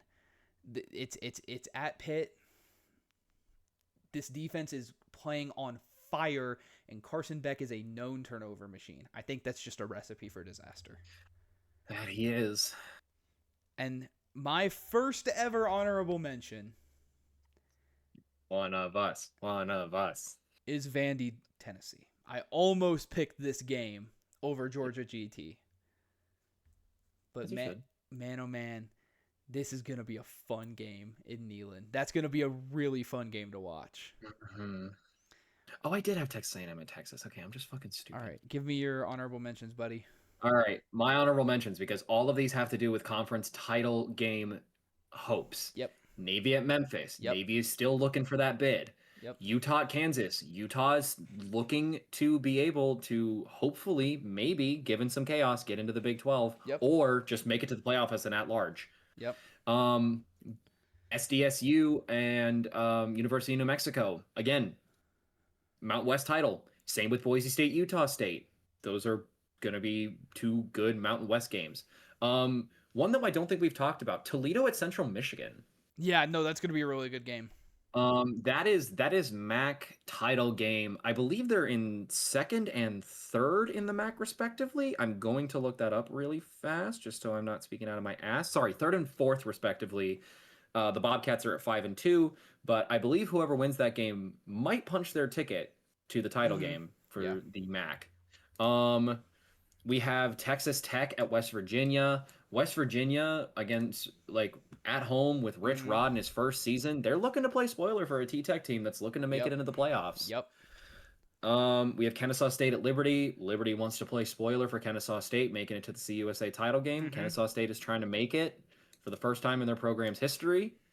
Virginia Tech, Virginia. They are going to play spirited, and Virginia is just trying to claw for a spot, but we know how Virginia plays sometimes. Yeah, and we know how tough Virginia Tech can play. This VT team has been weird all season, and honestly, I don't think they're giving enough of this Virginia rushing or this VT rushing offense credit, because VT is only 10.5 point underdogs. Yeah, that's crazy. It's going to be interesting. Yeah, it is going to be interesting to see how this ACC run shakes up. Obviously, we have to mention the Iron Bowl. Yeah, we have to mention the Iron Bowl. Yeah, Iron Bowl every single year. Auburn playing under an interim head coach. They're at home. Bama looked a little rougher than I think most people expected against an FCS team in Cupcake Week. So we'll see. That's always a game to watch out for, though. Yeah. So. And then expect Auburn to play spirited. I got Cal. 2 more. SMU Cal. Yep. SMU, their playoff hopes are riding on that and a little bit of chaos. Cal wants to at least get to 6 or wants to get to 7 and 5, just a little above 6 and 6. Try to turn this kind of crappy end of the season around after a pretty bad loss. And finally, Notre Dame at Stanford. Yeah. Stanford has been playing some good football these last couple of weeks, all things considered.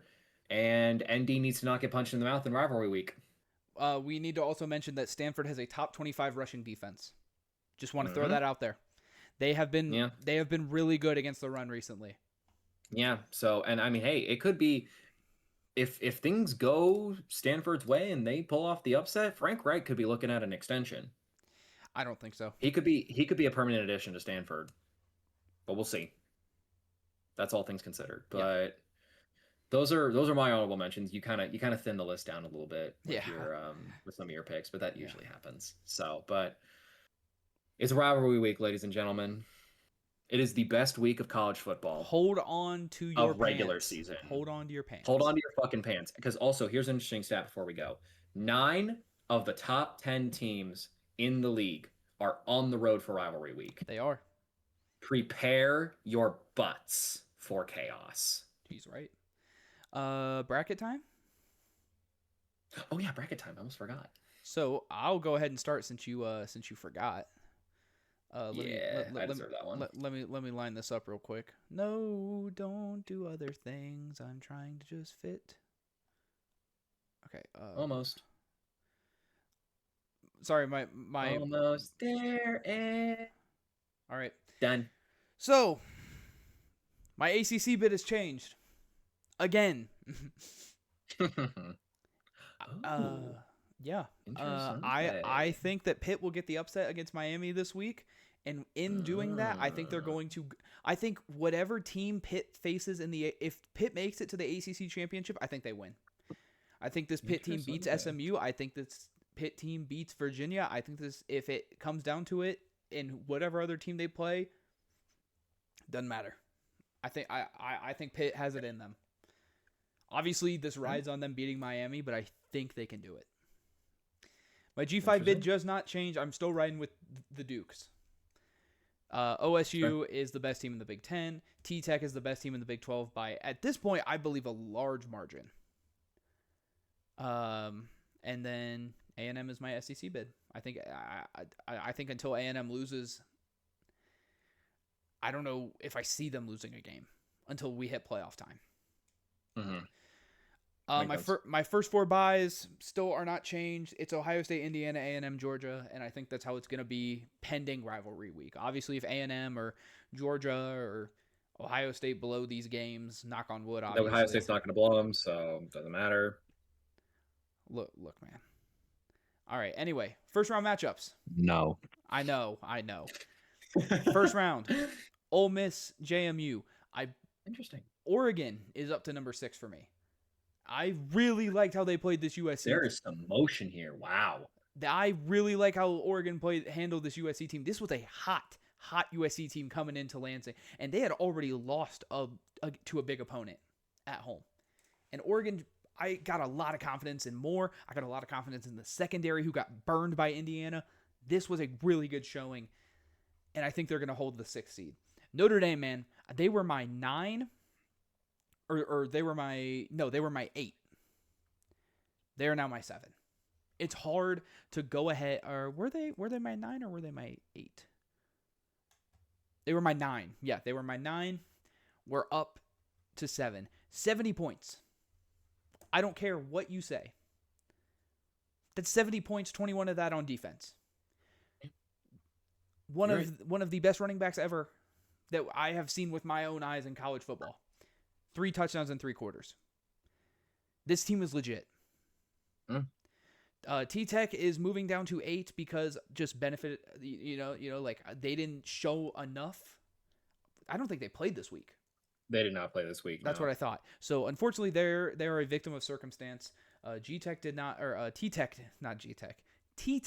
play this week. Oregon won very well. Notre Dame won very well. The only reason these 2 teams are not above Ole Miss is because I have seen more out of skill and out of pure situational winning out of Ole Miss. Ole Miss has done a lot of great things in closer games. And that's just my opinion. Oklahoma is my 9. Again, they did go down, even though they won. What I will say is I praise John Mateer for doing well against a pretty good Mizzou defense. However, 50% completion in passes is why I did move them down ultimately. I thought about moving T-Tech down 2 spots, but I don't think I can do that. There's just a couple more things I want to see out of Oklahoma, and John Mateer just needs to be a really, really, really just a tiny bit better. I just want to see a little more confidence in John Mateer throwing. I want to see a little more confidence in his decision making. For this run, I really want this Oklahoma running team to really get it going. They have shown flashes throughout the season. Bama's still my 10. I didn't see anything out of them today that I wasn't expecting to see besides the 2 picks. If I could move them down any lower, I would, but I can't. You did not. You did not. You didn't. Pitt is my number 11. Like I said, that's going to be my ACC bid. I definitely think that Pitt will make it. I think they have the best chance at upsetting Miami out of any other team in this conference. And with that, I think they're going to ride that high and go into this ACC chip super hot. Virginia has not played great. And the only other team I think they can play is SMU. No. Is it just for... Is it just Virginia that they can play? Or can they play SMU? Technically? Yeah. Can they technically play SMU? I don't know how that shakes up. I don't know how Virginia losing would shake things up. Well, does Virginia SMU head-to-head have substance? I don't know. That's why I'm asking. Oh, Virginia SMU did not happen. Okay. So, great. Actually, no. If Virginia loses and SMU and Pitt win, it would be Pitt SMU in the ACC chip. Then so. yeah, and even though even though SMU's riding hot, that's a turnover heavy quarterback against a really good Pitt defense. So I still like those odds. It could even be GT, I think, given super chaos. Super chaos, perchance, but that would three of the 4 teams in the running right now would have to lose. That would also mean G-Tech beats Georgia in Mercedes-Benz. Yeah, which is basically a home game for Georgia. And I'm still riding with the Dukes. Like I said, I'm still riding with the Dutes. Duke University. I'm sorry. Yeah, and those are my picks. Alrighty, let's get into it.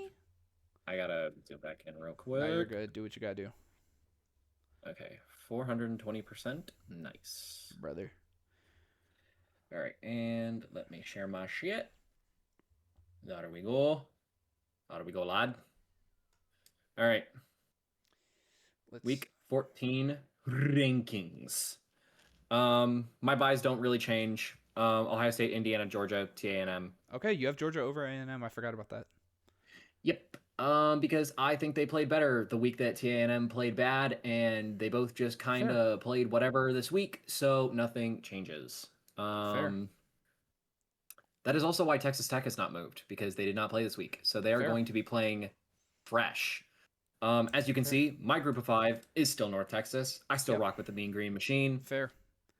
That's just difference of opinion. Yeah. And frankly, we're talking the top 2 group of 5 reps. Really, I think their chances of making the playoffs are very, very similar. I agree. I think they're both in like the low 40%, and then Tulane is taking up the other estate. Yeah. For that. Yeah, and it just really depends. And it just really depends on how Tulane's supposed to how it's going to shape up for the American is what that all depends on. It's how the American Conference game shakes out realistically.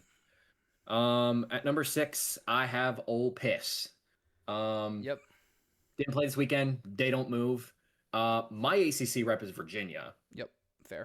Because they have played very close games, and I think the only team that could have punched them in the mouth and out-offensed them to a degree where their defense couldn't keep up was Georgia Tech. Yeah. The rest of these teams, they bleed. And I think some of their somewhat slower style of offensive play will lend Virginia to taking advantage of that. Mm-hmm. So I expect to see them in the title game, and I expect to see them winning the title game personally. So we shall see in that regard. My 7 and 10, I have Oregon and BYU. I have BYU getting our at-large. Wow. I have BYU in our last at-large spot. I liked what I saw against Cincinnati. Over Alabama?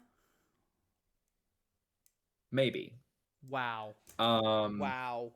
We will see, because they could be at the 9 spot. They were at the 10 last week. So I mean, you have either no Notre Dame, no Oklahoma, or no Alabama. What the hell? You can keep speculating all you want.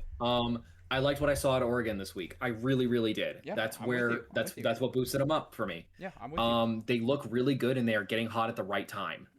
Absolutely. And like I said, BYU, they went into a very hostile environment, a night game in a very fired up Cincinnati crowd. That was maybe a little mean at times, but hey, that's football. Yeah, didn't really agree with that. Yeah, but that's for another time. So they're playing good football right now. After the T-Tech loss, I think they're bouncing back really well, and I think they could take this to the Big 12 title game and probably get their rematch, and we'll go from there. Yeah. All right, the big reveal. Who did I leave out? You left out Bama. I knew it. I left out Bama. Oklahoma. They beat a good Mizzou team, all things considered. Bo Prabula was back. They had everyone, and they just shut down everything. They shut down Ahmad Hardy. They made Prabula pretty useless through the air with the 2 turnovers and everything. This team plays a very gritty, dirty, disgusting style of football. God damn! And are you talking about a sex move or some football? What are we talking about, man? Yes. But I mean, hey, defense wins you chips, man. It does. We've seen it time and time again, and Oklahoma has that. So there's a real possibility. The only reason Notre Dame is at the 9 and not higher is just because I respect Oregon and Oklahoma's wins more than I do Notre Dame's, all things considered. But they are all 3 quality wins that should be talked about. Yeah, absolutely.